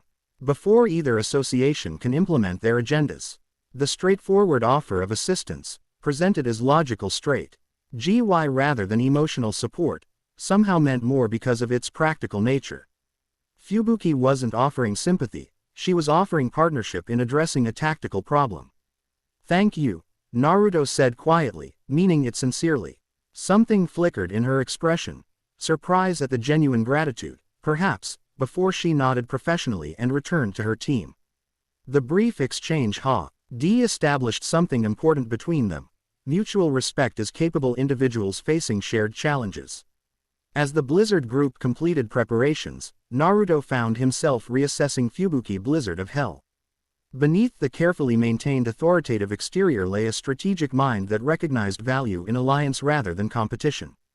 Unlike her sister Tatsumaki, whose overwhelming power permitted solitary operation, Fubuki had developed leadership skills that maximized collective effectiveness. Interesting indeed. The convoy departed within 20 minutes, 3 reinforced vehicles moving in tight formation through City J's empty streets. Decades of industrial decline had transformed this sector into a post-apocalyptic landscape of abandoned factories and collapsed warehouses. Perfect territory for monsters seeking urban lairs or criminals avoiding hero patrols. Naruto sat beside Fubuki in the lead vehicle, watching the desolation pass outside heavily tinted windows. His tails had condensed to conserve space, though they occasionally shifted in response to subtle dimensional fluctuations growing stronger as they approached their destination. "Your organization is impressively efficient," he observed, breaking the professional silence that had settled during transit. Fubuki kept her eyes on the tactical display monitoring their approach vector. "Necessity breeds adaptation. Without S-class power levels, we require superior coordination and strategy. Power and effectiveness aren't always proportional," Naruto noted. "Some of the strongest ALS I've known were tactically inefficient." That earned a small smile. "Like my sister, I wouldn't presume to critique a family member," he replied diplomatically. "But you wouldn't be incorrect," Fubuki admitted.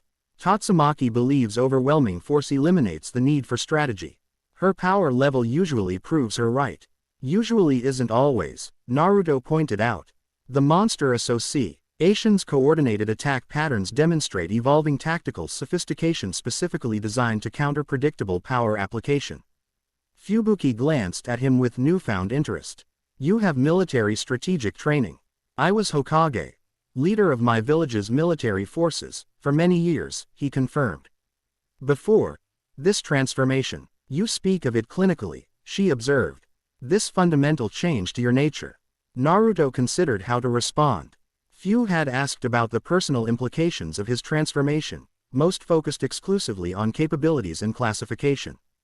"Clinically is simpler," he finally admitted. "The alternative requires processing loss on scales difficult to articulate." Something in his tone must have communicated the magnitude behind the simple statement. Fubuki's expression shifted subtly, professional assessment giving way to genuine empathy. "You left people behind," she stated quietly. Family. A wife. 2 children. His tails twitched with suppressed emotion. Friends. An entire village under my protection. Responsibilities accumulated over a lifetime. He hadn't intended to reveal so much, but there was something in her direct approach that bypassed practiced defenses. Unlike the clinical scientists or power-focused heroes he'd encountered, Fubuki seemed to see the person beneath the phenomenon. Is that why you protect people here? She asked. Transferred responsibility. Perhaps partly, he acknowledged. But it's also simply who I am. Power creates obligation, regardless of dimension. An uncommon perspective among the strongest, she noted. Most believe power grants freedom from obligation rather than increasing it. True strength lies in protecting others, Naruto stated, the conviction in his voice revealing bedrock principles untouched by his transformation. That hasn't changed, even if everything else has. Fubuki studied him with thoughtful intensity. The Hero Association misclassified you entirely, she concluded. They've been analyzing capabilities when they should have been assessing character. The simple observation, cutting through weeks of scientific examination and bureaucratic debate to identify the essential truth, demonstrated why Fubuki's strategic mind exceeded her official ranking. She saw patterns others missed by focusing exclusively on quantifiable metrics. Before Naruto could respond, the vehicle slowed as they approached their destination. Lily's voice came through the communication system. Dimensional fluctuations increasing exponentially, ma'am. Re-registering 70% higher amplitude than preliminary scans indicated. The breach is accelerating, Naruto confirmed, senses extending toward the instability. Something's changed in the last hour. Fubuki immediately shifted to operational focus. Establish perimeter at 300 meters. Full dimensional shielding protocols. Mountain Ape. Deploy seismic sensors to detect subterranean movement. The Blizzard Group deployed with practiced precision, transforming a derelict factory complex into a secured operational zone within minutes. Specialized equipment established to a Turing perimeter while combat-capable members positioned themselves strategically around the central anomaly.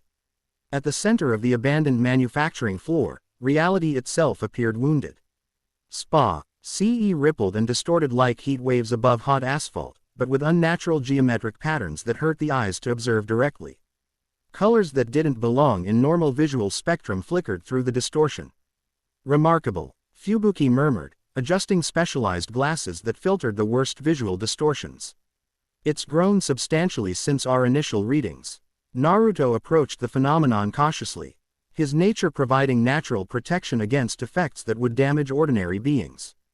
This isn't forming naturally, he confirmed, 9 tails extending to their full length as he analyzed the distortion. Something is deliberately thinning the dimensional barrier from the other side. Can you identify the technique? Fubuki asked, maintaining professional distance while her team established monitoring equipment. It resembles a specialized space-time ninjutsu, he explained, circling the anomaly. But modified for cross-dimensional application. Very few shinobi possess such capabilities. His expression grew troubled as he detected familiar patterns within the chaotic energy. This bears signatures of Byakugan-enhanced perception. A Hyuga clan technique. Meaning, Fubuki prompted, recognizing the significance in his tone. Before Naruto could answer, his head snapped toward the factory's eastern entrance. We have company, he announced quietly. Multiple entities approaching from underground. Mountain Ape activated seismic sensors with practiced efficiency. Confirmed. Subterranean movement detected at multiple vectors. Estimate 12. Distinct entities approaching perimeter. Monster Association Reconnaissance Team, Fubuki deduced immediately. Standardized formation for high-value target assessment. Naruto nodded in agreement. They've been monitoring the anomaly longer than we realized.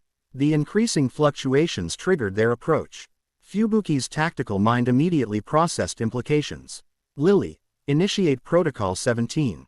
Eyelashes. Defensive Formation Delta. Her commands deployed her team with minimized verbal communication, each member understanding complex tactical arrangements from simple code phrases.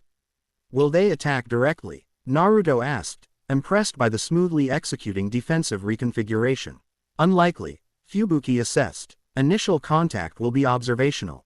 They'll evaluate capabilities before committing resources. As if confirming her analysis, the first monster emerged from shadow rather than direct approach, a semi-translucent entity resembling a humanoid jellyfish. That appeared designed for reconnaissance rather than combat. Scout type, Fubuki noted quietly. Cataloging capabilities and numbers. Naruto studied the creature with interest. It's transmitting dimensional readings back to its controllers. They're specifically monitoring the breach. Can you disrupt the transmission without alerting them we've detected the scout? Easily, he confirmed, one tail moving in a subtle pattern that created localized reality distortion around the creature. The monster continued its observation, unaware that its transmitted data now contained subtle inaccuracies that would mislead rather than inform. Fubuki smiled slightly. Elegant solution. Misdirection rather than confrontation. Sometimes the best victory is the one your opponent doesn't realize they've lost, Naruto replied. The tactical wisdom reflecting his years of leadership experience. Their momentary cooperation was interrupted as the dimensional anomaly suddenly intensified, distortions expanding outward in pulsing waves. Equipment alarms shrieked warnings as reality itself seemed to groan under increasing pressure. Breach imminent, Lily reported, monitoring equipment displaying critical readings. Dimensional integrity failing at exponential rates. Protective positions. Fubuki commanded, green psychic energy forming shields around her team members. Prepare for potential hostile emergence. Naruto moved directly toward the destabilizing anomaly, nine tails extending to create a containment barrier of golden energy. It's not hostile, he stated with absolute certainty, having finally recognized the specific chakra signature pulsing through the distortion. It's Hinata. The name meant nothing to the others, but Fubuki immediately grasped its significance from their earlier conversation. Your wife? Yes, Naruto confirmed, expression complex with conflicting emotions, hope, concern, confusion. She's attempting a dimensional tracking technique, following my chakra trail across realities. The anomaly's center began to crystallize, forming what appeared to be a mirror-like surface that shimmered with opalescent energy. Through its translucent surface, a hazy figure became visible, a woman with long dark hair and distinctive pale eyes, her hands forming complex seals as she fought to stabilize the passage she was creating. Hinata, Naruto called out, his voice carrying harmonic frequencies that penetrated dimensional boundaries. I can see you. The figure paused in evident shock, pale eyes widening as they fixed on Naruto. Her lips moved, forming words that didn't carry across the barrier. Naruto-kun. The breach is unstable, Naruto reported tensely, golden energy flowing from his tails into the crystalline surface, attempting to reinforce its integrity. Her technique wasn't designed for complete dimensional transference, she's only established partial synchronization. Can she cross through? Fubuki asked, maintaining professional focus despite the emotional complexity unfolding before her. Not safely. Naruto's expression grew increasingly concerned as he analyzed the fluctuating energies. The passage is degrading faster than she can stabilize it. If she attempts physical transference now. He didn't finish the sentence, but his meaning was clear. The consequences would be catastrophic. Within the crystalline viewport, Hinata's determination was evident as she prepared to attempt crossing despite the obvious danger. Naruto's expression shifted from concern to alarm. She's going to try anyway, he realized. Hinata, wait. Without hesitation, Fubuki stepped forward, adding her own psychic energy to Naruto's stabilization efforts. Can you establish communication? Tell her to wait. I'll try, Naruto confirmed, grateful for the unexpected assistance.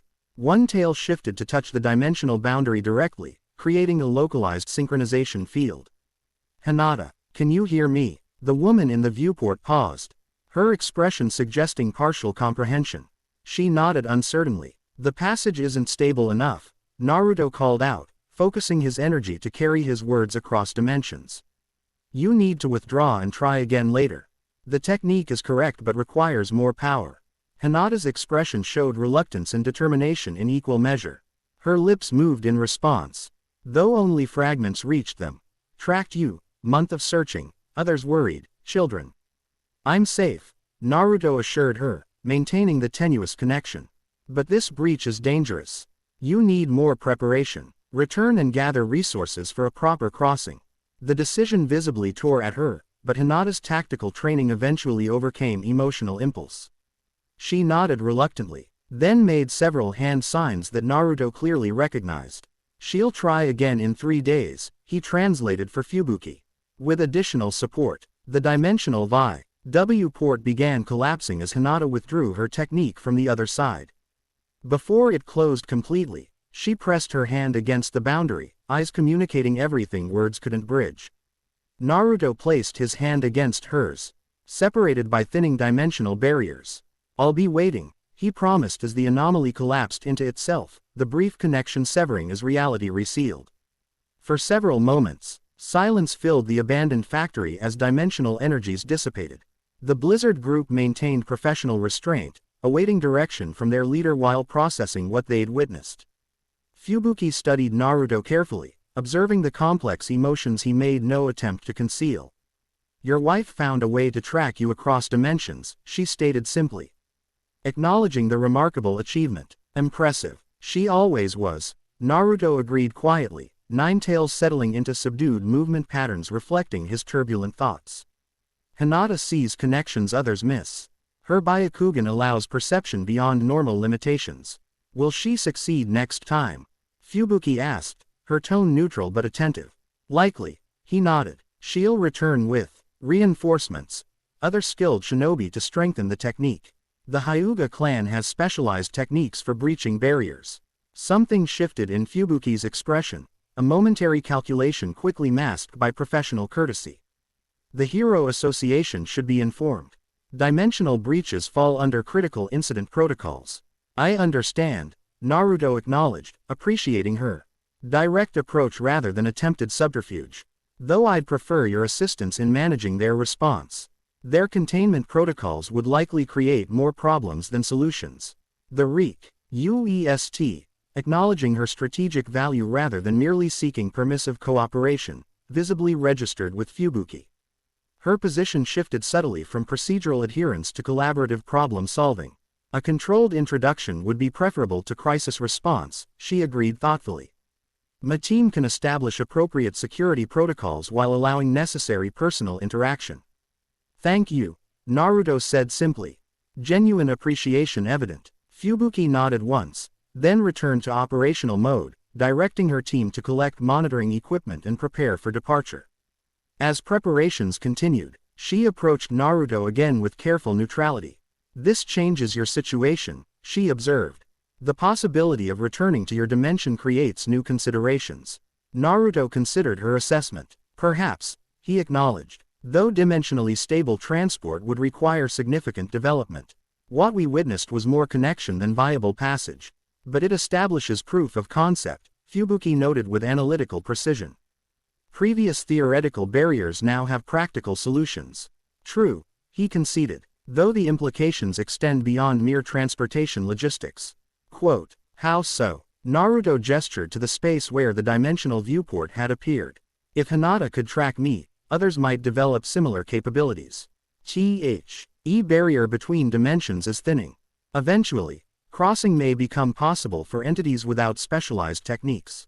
Fubuki immediately grasped the strategic implications. "Creating potential security vulnerabilities for both worlds." "Exactly," he confirmed, impressed again by her quick analysis. "What began as my personal situation now represents potential interdimensional concern."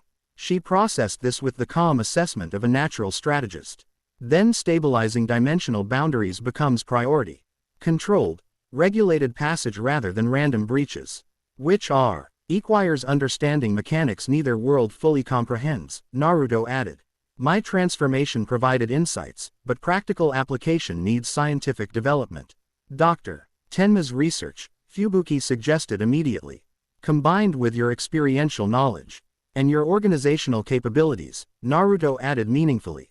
"The Blizzard Group's operational methodology would be valuable for security implementation." The acknowledgement of her strategic value, not merely as association representative but as essential partner, visibly registered. Fubuki's expression shifted from professional courtesy to genuine engagement. "An interdimensional security protocol," she mused, mind clearly mapping possibilities. "Outside standard association frameworks but utilizing existing infrastructure." "Exactly," Naruto confirmed. Neither world's existing systems adequately address interdimensional concerns. New approaches require new methodologies. Fubuki extended her hand with decisive authority. I believe we have mutual interests in this matter, Naruto Uzumaki. The Blizzard Group offers formal alliance on interdimensional security concerns. The gesture, transforming in form, cooperation into structured partnership, demonstrated her leadership approach, identifying strategic advantage and implementing decisive action. Naruto accepted the handshake, recognizing the significance beyond mere courtesy. Alliance accepted, he agreed. Though we should probably evacuate before our monster observers receive reinforcements. Fubuki smiled slightly, the professional mask briefly yielding to genuine amusement. Tactical assessment noted. Withdrawal procedures initiated. As they departed the factory complex, Naruto observed Fubuki directing her team with practiced efficiency. The encounter had revealed significant aspects of her character beyond initial impressions: tactical brilliance, adaptive thinking, and willingness to revise protocols when situations demanded innovation.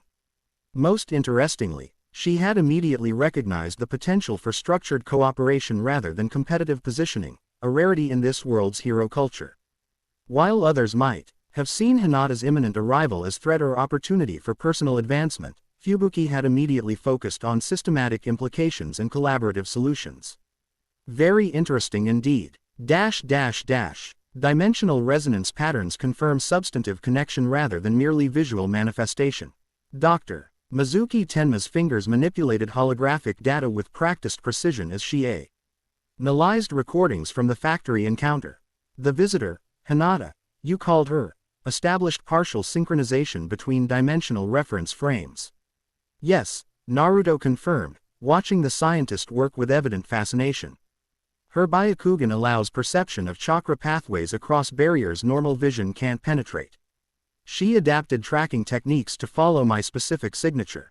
They stood in Dr. Tenma's private laboratory beneath the Hero Association complex, a space filled with specialized equipment dedicated to dimensional research. Fubuki observed from nearby, absorbing technical details while maintaining professional distance. Remarkable, Mizuki murmured, adjusting specialized glasses as she studied energy patterns. She tracked specific quantum resonance through dimensional barriers. The mathematical complexity alone is staggering. The Byakugan perceives reality differently, Naruto explained. Less mathematical calculation, more intuitive perception of energy flows and connections. Intuitive dimensional perception, Mizuki repeated thoughtfully. Like certain Esper abilities but specifically calibrated for trans-dimensional application. Her gaze shifted meaningfully toward Fubuki. Some psychics here demonstrate similar potential, though undeveloped. Fubuki maintained neutral expression, though Naruto noticed subtle tension in her posture. The comparison to her sister Tatsumaki, unstated but implied, clearly touched sensitive territory. The immediate concern is practical preparation, Fubuki redirected professionally. If another attempt occurs in 3 days as indicated, proper containment and stabilization will be essential. Agreed, Mizuki nodded, shifting focus to practical application. I've been developing dimensional stabilization equipment since Mr. Uzumaki's arrival. Theoretical models suggest we could create a controlled interface zone, essentially a dimensional airlock allowing safe passage while preventing cascading breaches. Would such equipment be portable? Fubuki inquired. The initial breach location provides tactical advantages for controlled interaction. Potentially, Mizuki confirmed, already modeling configurations on her display. Though power requirements present challenges. Stabilizing dimensional boundaries requires extraordinary energy output. Naruto stepped forward, examining the Ch nickel specifications with surprising comprehension. I could provide the necessary energy directly, he offered. My chakra naturally resonates across dimensional boundaries. Mizuki's eyes lit with scientific excitement. Direct power integration. Yes, that could work spectacularly. Your energy signature already exists in quantum superposition across dimensional boundaries, perfect for stabilization purposes. English, please. Doctor, Fubuki requested dryly. He exists partially in both dimensions simultaneously, Mizuki clarified, making him the ideal power source for creating stable passage between them. Their technical discussion continued, developing increasingly specific implementation plans. Throughout the exchange, Naruto noticed something interesting. Fubuki consistently positioned herself as operational coordinator rather than subordinate implementer. Her questions and suggestions framed the developing protocol as collaborative endeavor rather than association direct. Subtly establishing her team's central role without directly challenging institutional authority. Impressive political maneuvering from someone officially ranked below everyone involved in the discussion. The strategic session was interrupted by an emergency alert. Mizuki accessed nearby communication systems, frowning at incoming information. Multiple incidents reported across City F, she reported. Strange phenomena manifesting in civilian areas. Not standard monster activity. Dimensional anomalies similar to those recorded during your arrival, Mr. Uzumaki. Naruto immediately extended his senses, reaching across geographical distance to perceive the disturbances. She's right, he confirmed, expression growing concerned. Reality thinning in multiple locations. Not coordinated breaches, but symptomatic instability. Cascading effects from the attempted crossing. Fubuki suggested, immediately grasping potential connections. Likely, Naruto agreed. Hinata's technique was impressively precise but lacked stabilization components. The dimensional barrier absorbed significant stress, which now manifests as localized weakening, Mizuki concluded, reviewing incoming data. Fascinating from research perspective, but potentially catastrophic practically. These breaches could allow uncontrolled transfer between dimensions, or attract entities that navigate between realities, Naruto added grimly, creating potential invasion vectors beyond standard defenses. Fubuki immediately shifted to tactical assessment. The association's standard response protocols are inadequate for dimensional threats. Their classification system doesn't even acknowledge such possibilities. We need specialized response teams, Mizuki agreed. But developing appropriate training and equipment would take months under normal bureaucratic procedures. Naruto exchanged meaningful glances with Fubuki. The Blizzard Group already has dimensional shielding equipment and operational experience with anomalies, he noted. They could form the core of immediate response capability.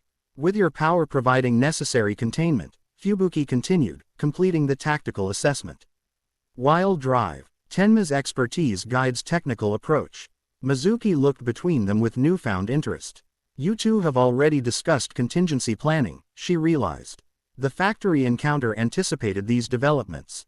Quote, strategic foresight is basic leadership responsibility, Fubuki stated simply, neither confirming nor denying the observation.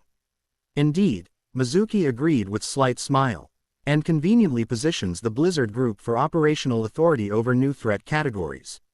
Convenient or not, it's necessary, Naruto interjected firmly. These anomalies require immediate response from properly equipped teams. Bureaucratic positioning can wait until after civilian safety is secured. His directness seemed to impress both women, cutting through politica calculations to focus on immediate priorities. You're right, of course, Mizuki acknowledged. I'll provide technical support while formally requesting exceptional authorization for Blizzard Group deployment. As interdimensional consultant, your endorsement carries significant weight, Mr.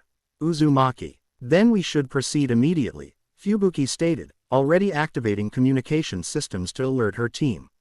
The longer these anomalies remain unaddressed, the greater potential for uncontrolled manifestations. Captain Mizuki Ishida had seen many strange things during her military CR before joining the Hero Association's Special Operations Division. Monsters of every conceivable configuration, heroes with reality-defying powers, technological marvels and catastrophic disasters. After 15 years in the field, she believed herself immune to surprise. The golden-hued figure floating above City F's central business district proved that belief mistaken. Dimensional containment protocols established. Her second-in-command reported through tactical communications as specialized troops deployed around the spatial anomaly disrupting midday traffic. Civilian evacuation 85% complete. Association response teams establishing outer perimeter. Captain Mizuki adjusted specialized goggles, studying the phenomenon with practiced assessment. Reality itself appeared wounded, space folding inward like fabric pulled by invisible hands.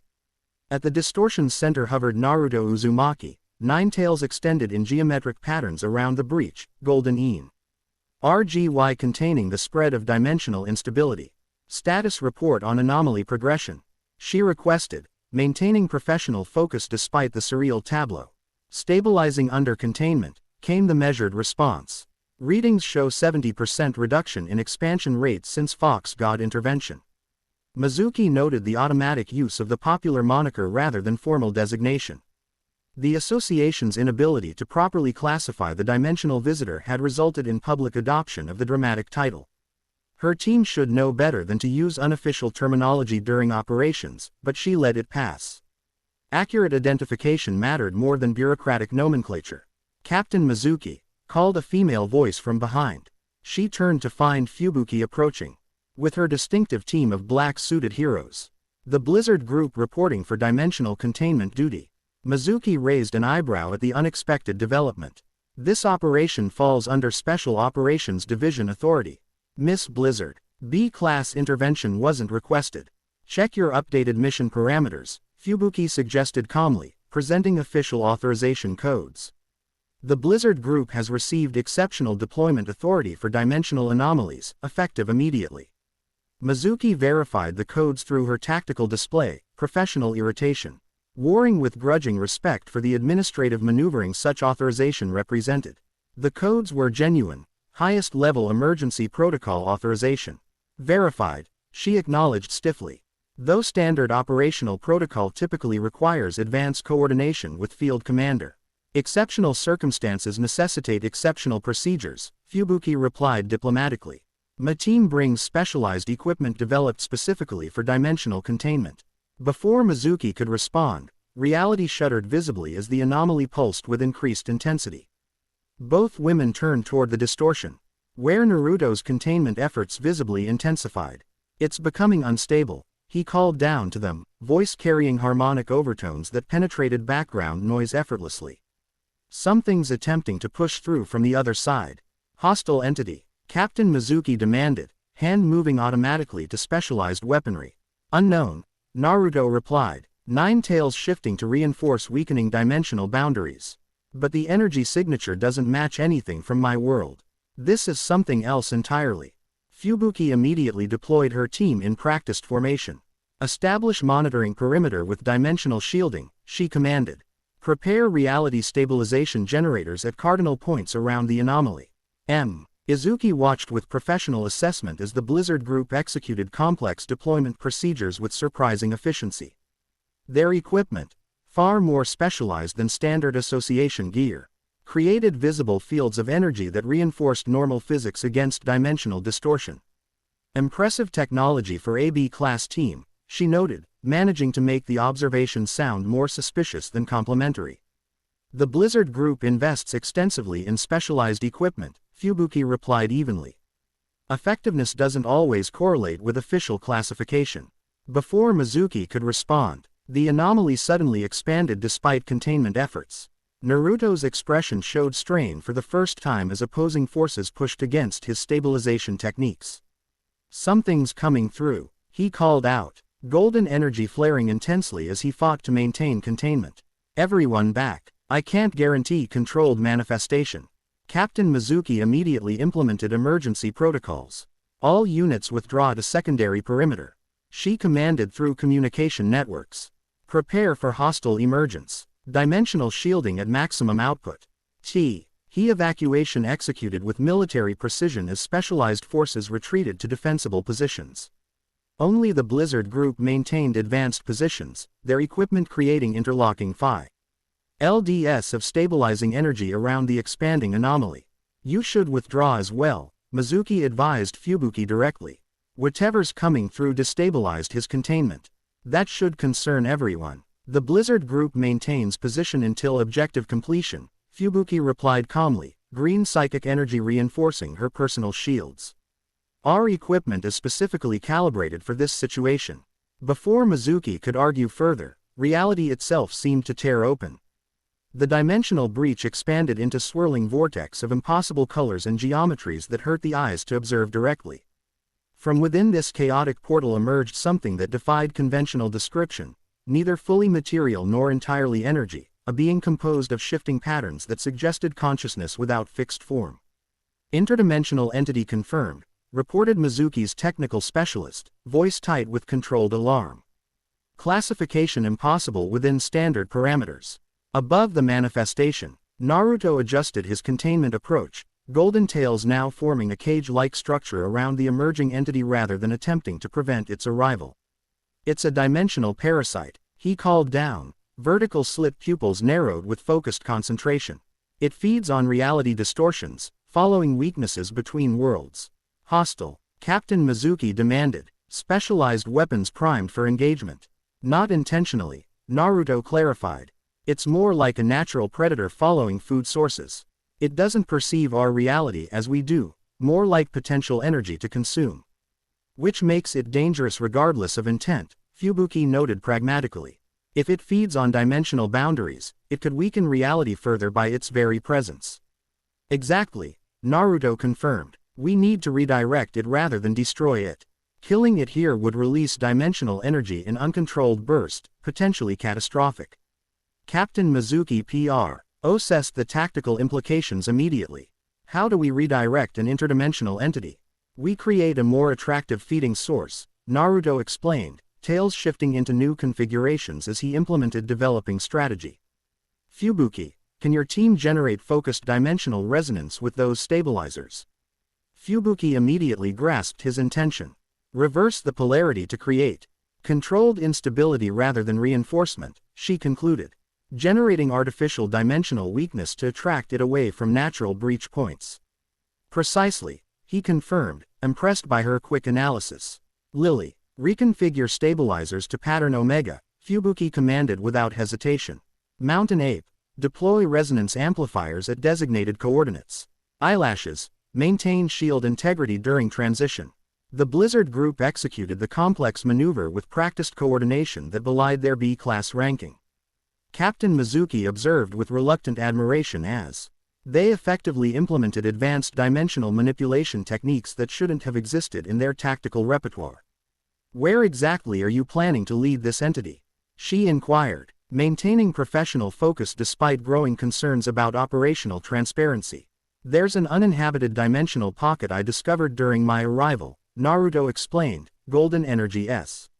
Hifting to create guiding pathways for the formless entity. A buffer zone between realities where it can feed without destabilizing either world. The entity responded to the artificial dimensional weakness. Its amorphous form flowing toward the new energy source like water finding lowest elevation. As it moved away from the original breach point, reality began stabilizing naturally, spatial torsions smoothing like fabric returning to proper tension. Containment relocating successfully, reported Mizuki's technical specialist. Dimensional integrity restoring at primary breach. Secondar, Y pathway maintaining stability despite transit. Working in coordinated harmony, Naruto and the Blizzard group guided the interdimensional entity toward its new feeding ground. The golden pathways Naruto created served as both containment and direction, while Fubuki's team maintained the artificial dimensional weakness that attracted the creature forward. Captain Mizuki maintained tactical oversight, coordinating perimeter security while observing the unprecedented collaboration with professional assessment. Despite her initial skepticism about B-class involvement, the Blizzard Group's specialized equipment and obvious experience with dimensional phenomena proved invaluable to the operation's success. Most interesting was the seamless cooperation between Naruto and Fubuki, their abilities complementing each other without verbal coordination, as if operating from shared tactical understanding. The dimensional entity followed their carefully created path until reaching a point where Naruto made a complex gesture, opening what appeared to be a doorway to nowhere. The creature flowed through this opening eagerly, disappearing into whatever space existed beyond conventional reality. Entity successfully redirected, Naruto announced, descending toward the operational team as the dimensional doorway sealed behind the creature. The pocket dimension will contain it indefinitely providing sustainable energy sources. Dimensional integrity restored to baseline parameters, confirmed Fubuki's technical specialist. No residual instability detected. Captain Mizuki approached the successful containment team. Professional assessment warring with curiosity about their unexpected capabilities. Effective resolution, she acknowledged, military training evident in her precise movements and clipped speech. Though several aspects of this operation exceeded standard association protocols, dimensional threats require adaptive response, Fubuki replied diplomatically. Standard protocols prove inadequate when reality itself becomes unstable. So I observed, Mizuki agreed, studying the specialized equipment being collected by Blizzard Group members. Your team possesses technology not documented in association inventories. Technology specifically designed for dimensional manipulation. The observation carried clear implications about unauthorized development and potential security concerns. Fubuki met the captain's gaze directly, neither apologetic nor defensive. The Blizzard Group develops specialized equipment for emerging threat categories, she stated simply. Proactive preparation rather than reactive response. An admirable philosophy, Captain Mizuki noted neutrally. Though typically requiring oversight authorization when addressing potentially catastrophic threat vectors, which has now been granted through exceptional deployment authorization, Fubuki countered smoothly. Practical demonstration proving more effective than theoretical proposals. The political maneuvering was interrupted by Naruto's direct approach. Captain Mizuki, he greeted her formally, Ninetales settling into relaxed movement patterns now that immediate danger had passed. Your team's perimeter control was excellently executed. Precise coordination prevented potential civilian exposure. The compliment, specific, technical, and clearly informed by professional assessment rather than casual praise, registered with Mizuki differently than Fubuki's political positioning. Her military background recognized legitimate tactical evaluation from a qualified observer. Standard operating procedure for dimensional anomalies, she replied, though her tone softened slightly. Though admittedly, our protocols for interdimensional entities remain developmental rather than established. Which is precisely why collaborative approach proves necessary, Naruto suggested, diplomatic experience from his Hokage days evident in his careful framing.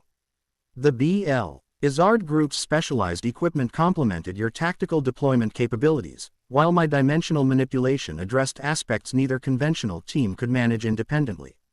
Captain Mizuki considered his assessment thoughtfully. The dimensional visitor had framed the operation as successful collaboration rather than jurisdictional competition, a perspective that acknowledged each team's contributions while subtly advocating continued cooperation over territorial disputes.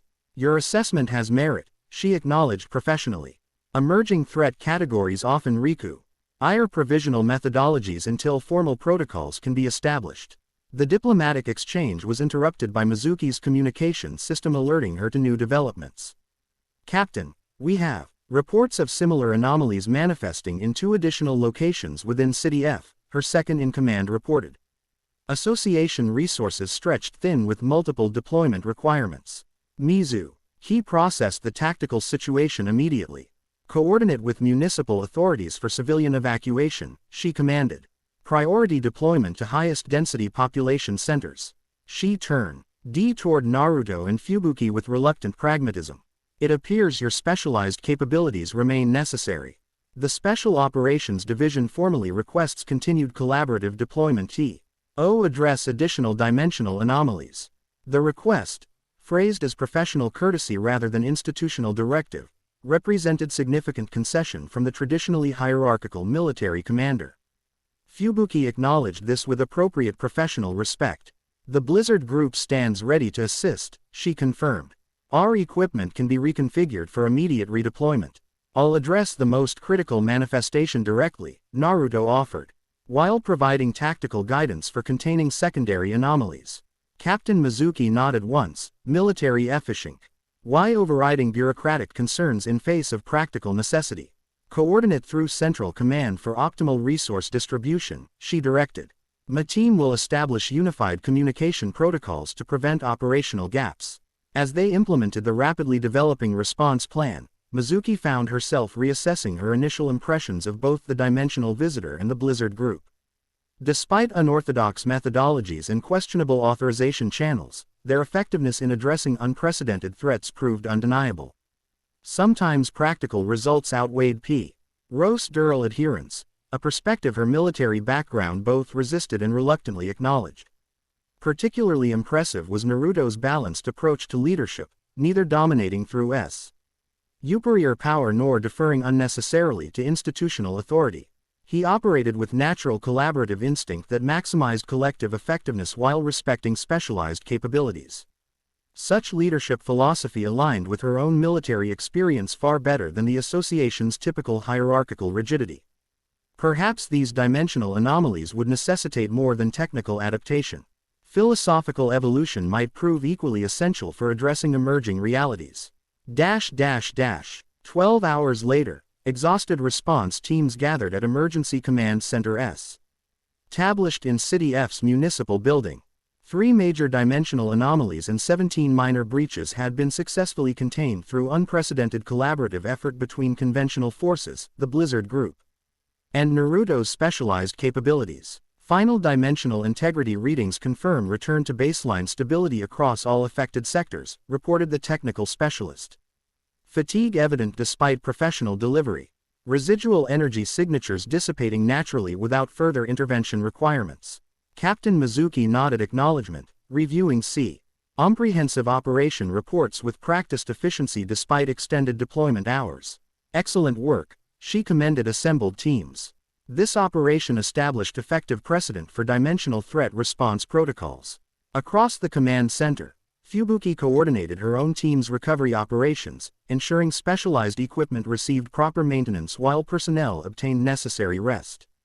Despite visible exhaustion, she maintained authoritative composure that inspired continued professionalism from her subordinates. Naruto observed both leaders with thoughtful appreciation.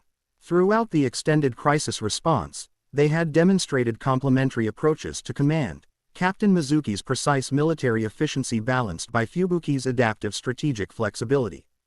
Their initial territorial tension had gradually evolved into functional professional respect as practical necessities overrode institutional boundaries. Your assessment, Mr. Uzumaki? Dr. Tenma inquired, approaching with data tablets displaying comprehensive analysis of contained anomalies.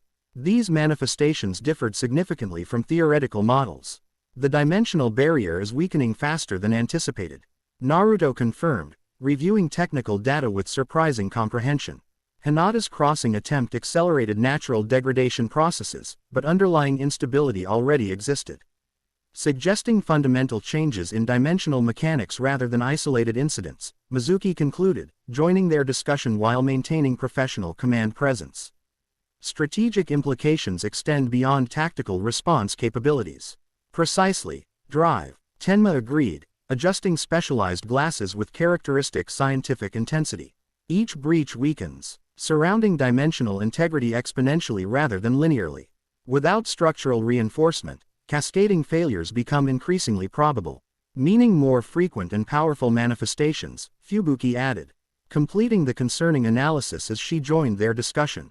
Beyond capability of conventional containment methodologies, the 4 specialists contemplated implications with appropriate gravity, each processing through their particular professional framework. Captain Mizuki approached the problem through security assessment, Drive, Tenma through scientific analysis, Fubuki through strategic implication, and Naruto through interdimensional comprehension. We need permanent stabilization, Naruto finally stated, breaking contemplative silence with practical direction. Temporary containment addresses symptoms rather than underlying condition. Dimensional reinforcement at fundamental level, Drive, Tenma agreed, mind already processing theoretical approaches. T implementation would require energy output beyond conventional generation capabilities.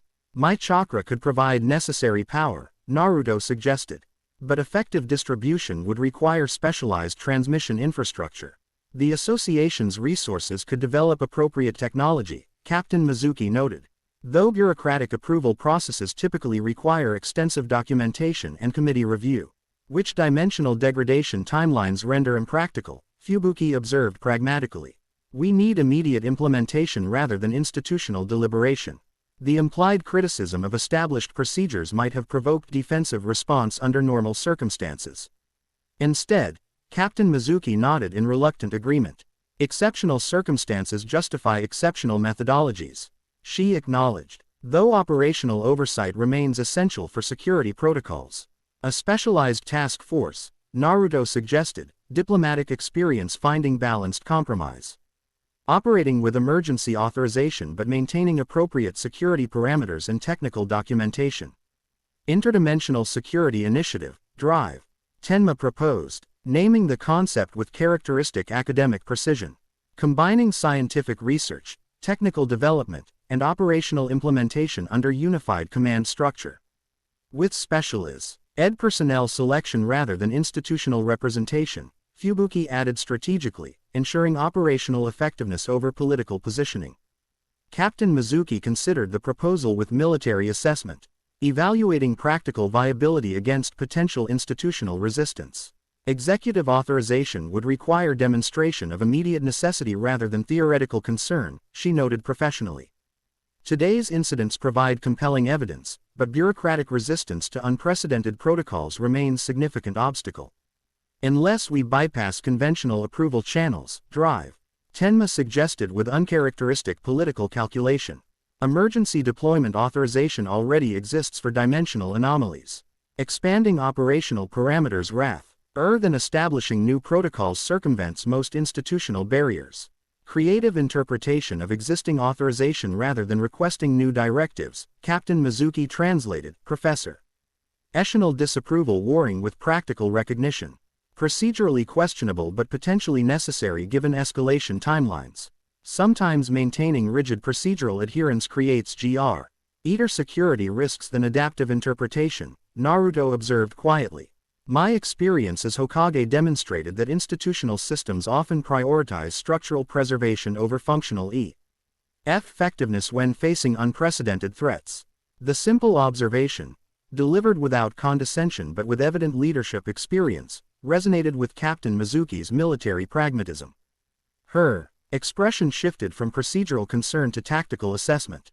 Operational effectiveness takes priority over institutional protocols when civilian safety hangs in balance, she acknowledged, military training accepting practical necessity despite bureaucratic reservations.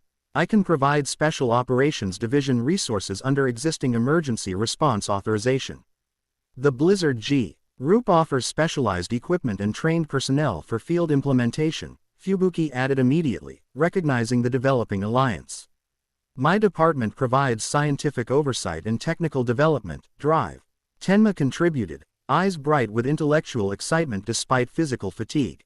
And all supply necessary dimensional expertise and energy requirements, Naruto complete. Ed the functional distribution of responsibilities. Creating effective interdimensional security infrastructure outside conventional institutional limitations. The impromptu strategic alliance, form. Ed through practical necessity rather than formal authorization, represented unprecedented cooperation across normally separated organizational boundaries. Captain Mizuki extended her hand with military decisiveness. Formalizing the unconventional arrangement, Interdimensional Security Initiative established, she declared as the others joined the agreement. Effective immediately under emergency response protocols. As they developed implementation details, Naruto observed the unlikely collaboration with thoughtful appreciation. Despite fundamentally different backgrounds and methodologies, these specialists had recognized necessary adaptation when facing unprecedented challenges. Such flexibility demonstrated wisdom often lacking in rigid institutional structures, the capacity to evolve beyond established patterns when reality itself changed. Most interesting was the natural leadership equilibrium establishing itself within their impromptu alliance. Rather than competing for dominance, each contributed specialized expertise while respecting others' domains of excellence. Captain Mizuki's tactical precision, drive, Tenma's scientific brilliance, Fubuki's strategic vision, and his OWN interdimensional understanding created complementary capabilities greater than individual contributions. In particular, Naruto found himself increasingly impressed by Fubuki's adaptive intelligence. Throughout the crisis response, she had demonstrated remarkable ability to integrate new information into evolving strategic frameworks, neither rigidly adhering to preconceived methodologies nor abandoning necessary structure when faced with unprecedented challenges. Her leadership style balanced appropriate authority with genuine respect for specialized capabilities, maximizing collective effectiveness through strategic deployment rather than hierarchical control. Such qualities reminded him of the best leaders he had known during his Hokage tenure, those who understood that true authority derived from wisdom rather than mere position or power. In a world that seemed predominantly impressed by raw strength or institutional status, Fubuki's leadership philosophy represented refreshing exception. Very interesting indeed. Hours later, the Emergency Command Center had transformed from crisis management hub to strategic planning headquarters. Specialized equipment from multiple organizations created impromptu research and development laboratory alongside tactical deployment center. Personnel from different divisions worked with surprising cooperation, institutional boundaries temporarily suspended in service of unprecedented challenge. Naruto stood before dimensional mapping display, Ninetales moving in unconscious patterns that mirrored energy flows shown in holographic projection. The comprehensive visualization, combining his sensory perceptions with Dr. Tenma's scientific measurements, revealed disturbing reality. Dimensional boundaries were degrading faster than previously estimated, creating potential crisis beyond conventional response capabilities. The pattern suggests systemic weakening rather than isolated breaches, he observed as Fubuki joined his analysis. Like fabric stretching beyond recovery point, she studied the display with analytical precision, green eyes tracking complex patterns others might find incomprehensible. Multiple failure points emerging simultaneously, she noted, beyond capacity for individual containment responses. Exactly, Naruto confirmed. We need fundamental reinforcement rather than reactive patching. Rebuilding foundations while the house still stands, she suggested, demonstrating characteristic talent for conceptualizing complex problems through accessible metaphors. Precisely, he agreed, appreciating her analytical clarity. Though implementation presents significant challenges, you're concerned about using your power directly, Fubuki observed perceptively. Despite technical viability, Naruto turned toward her with mild surprise at the accurate assessment. Yes, he acknowledged. Creating dependence on individual power source represents strategic vulnerability rather than systemic solution. Because you anticipate potentially returning to your dimension, she concluded, completing the logical progression with characteristic insight. Creating sustainability concerns for any system relying on your specific capabilities. Her perceptiveness continued impressing him, identifying underlying considerations beyond surface technical challenges. Partially, he confirmed, though ethical concerns extend beyond practical considerations. How so? She inquired, genuine intellectual curiosity rather than mere conversational courtesy. Naruto considered how to articulate complex principles developed through leadership experience. Power concentrated in individuals creates inherent systemic vulnerabilities, he explained thoughtfully. Sustainable security requires distributed responsibility rather than centralized capability. Democratic security philosophy rather than heroic intervention model, Fubuki translated with immediate comprehension. Systems over saviors. The elegant simplification, capturing complex governance philosophy in accessible terms, demonstrated intellectual depth beyond tactical brilliance. Naruto found himself smiling with genuine appreciation for her analytical capabilities. Exactly, he confirmed. My world learned this lesson through painful experience. Godlike individuals created cycles of conflict regardless of their intentions. True stability required fundamental structural changes rather than enlightened dictators. Fubuki contemplated this perspective with thoughtful consideration. Yet your world still produced beings of extraordinary power, she observed, including yourself. Power exists regardless of philosophical preference, Naruto acknowledged ruefully. The challenge becomes creating systems that channel power toward collective benefit rather than individual dominance. Which explains your reluctance to accept classification within association frameworks, she realized with sudden insight. You reject the hierarchical power structure it represents. Classification systems inevitably create value hierarchies, he confirmed, which incentivize power acquisition rather than effective service. Your sister's S-class status grants institutional authority regardless of how she applies her power. The observation, touching directly on Fubuki's complex relationship with Tatsumaki, might have provoked defensive response. Instead, she nodded with thoughtful agreement. The association's ranking system undermines its stated purpose, she acknowledged, encouraging competitive advancement rather than collaborative protection. Yet you've created alternative model within existing framework, Naruto noted with genuine respect. The Blizzard Group's operational methodology emphasizes collective effectiveness over individual advancement. Fubuki seemed momentarily surprised by his assessment, perhaps unaccustomed to having her leadership philosophy recognized rather than merely her tactical capabilities. Practical necessity rather than ideological choice, she replied, though something in her expression suggested deeper motivation. B-class heroes require strategic coordination to address threats beyond individual capacity. Necessity often reveals core principles more clearly than theoretical positions, Naruto observed. Your response to limitation demonstrated fundamental values: cooperation over competition, strategy over raw power, systems over individuals. Their philosophical discussion was interrupted as Captain Mizuki approached with characteristic military precision. Despite extended operational hours, her uniform remained immaculate and posture perfectly controlled, physical discipline reflecting professional methodology. Dimensional stabilization equipped me. NT deployment is proceeding ahead of projected timeline, she reported professionally.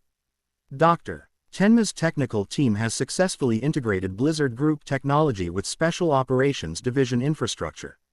Excellent progress, Fubuki acknowledged. Timeline for initial implementation testing: approximately 6 hours, Captain Mizuki confirmed. Though full-spectrum deployment requires additional power integration planning. Her attention shifted to Naruto with professional assessment. Dr. Tenma requested your input regarding dimensional resonance calibration when convenient. Of course, he agreed, moving to leave before pausing thoughtfully. Captain Mizuki, your perspective would be valuable for our security philosophy discussion. Your military background provides errant framework than association methodology.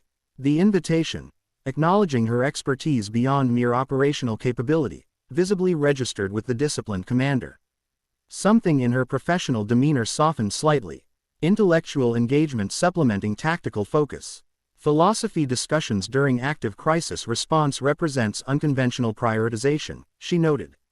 Though her tone conveyed curiosity rather than criticism. Underlying principles shape implementation decisions, Naruto explained. Sometimes examining foundational philosophy prevents operational missteps before they occur. Captain Mizuki considered this perspective with military assessment, weighing philosophical analysis against practical urgency. Military doctrine traditionally emphasizes decisive action over theoretical contemplation, she acknowledged. Though strategic planning requires understanding fundamental principles beyond tactical application. Exactly, Naruto agreed. Error establishing precedents that may shape interdimensional security protocols for years to come. Understanding philosophical foundations seems appropriate investment. An interesting perspective, Captain Mizuki conceded. Professional respect evident despite reserved demeanor. Perhaps we could continue this discussion during implementation planning. Multiple viewpoints typically produce more robust strategic frameworks. The invitation, incorporating philosophical consideration into practical planning, represented significant evolution from her initial strictly procedural approach. Naruto nodded appreciation for her adaptive thinking. I look forward to your contributions, he confirmed sincerely. As Captain Mizuki departed to continue deployment coordination, Fubuki studied Naruto with thoughtful assessment. You build connections naturally, she observed, finding common ground across different methodological frameworks. Leadership requires understanding diverse perspectives, he replied simply. Effectiveness depends on genuine respect for different expertise rather than imposing singular approach. A philosophy unfortunately rare among the most powerful, Fubuki noted. Most S-class heroes operate through dominance rather than collaboration, which limits their effectiveness despite extraordinary capabilities, Naruto concluded. Power without wisdom creates implementation barriers regardless of theoretical capacity. Their conversation paused as communication systems alerted them to incoming transmission. Dr. Tenma's voice came through specialized channels. Initial dimensional mapping complete, she reported, scientific excitement evident despite professional delivery. Results indicate primary breach point preparing for potential reactivation. GY signatures matching previous manifestation detected at original factory location. Naruto immediately extended his senses toward the indicated coordinates, confirming the scientific assessment with his own perceptions. She's right, he confirmed, nine tails shifting in response to distant dimensional fluctuations. The original connection point is re-establishing. Hinata's preparing another attempt earlier than indicated. Accelerated timeline suggests increased urgency, Fubuki concluded immediately. Something must have changed on their side of the dimensional barrier. Agreed, Naruto nodded, concern evident in his expression. We should proceed directly to the original site. This crossing attempt may be emergency response rather than planned operation. Fubuki immediately shifted to operational mode. I'll coordinate rapid deployment team with dimensional stabilization equipment, she stated, already activating communication systems. Captain Mizuki should establish security perimeter while drive.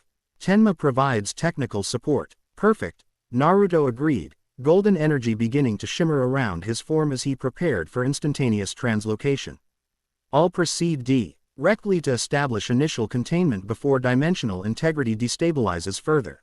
Wait, Fubuki commanded with surprising authority, halting his departure despite his vastly superior power. Coordinate arrival times for simultaneous deployment. Isolated intervention creates unnecessary vulnerabilities regardless of individual capability. The tactical correction, delivered with professional confidence rather than emotional concern, demonstrated both her strategic thinking and remarkable comfort directing beings far exceeding her power classification. More impressively, she was absolutely correct. His instinctive response prioritized immediate action over coordinated deployment, potentially creating operational gaps despite good intentions. You're right, he acknowledged without hesitation. Golden energy stabilizing as he adjusted approach. Synchronized response provides optimal coverage for unpredictable manifestation. Fubuki nodded once, accepting his acknowledgement without requiring further validation. Deployment team ready in 5 minutes, she confirmed, already coordinating through communication systems. Specialized equipment prepped for immediate implementation. As emergency response procedures activated around them, Naruto observed Fubuki with renewed appreciation. Throughout escalating crisis situations, she maintained balanced integration of tactical necessity, strategic vision, and philosophical principle, neither sacrificing immediate effectiveness for abstract idealism nor abandoning core values for expedient solutions. Such leadership wisdom, typically developed through decades of experience rather than emerging naturally. Even more impressively, she demonstrated this capability while operating in a system that actively undervalued her contributions through arbitrary classification limitations. Very interesting indeed. Chapter 3 End. The end. I hope you enjoyed this episode. Remember to subscribe and like this video. See you in the next video.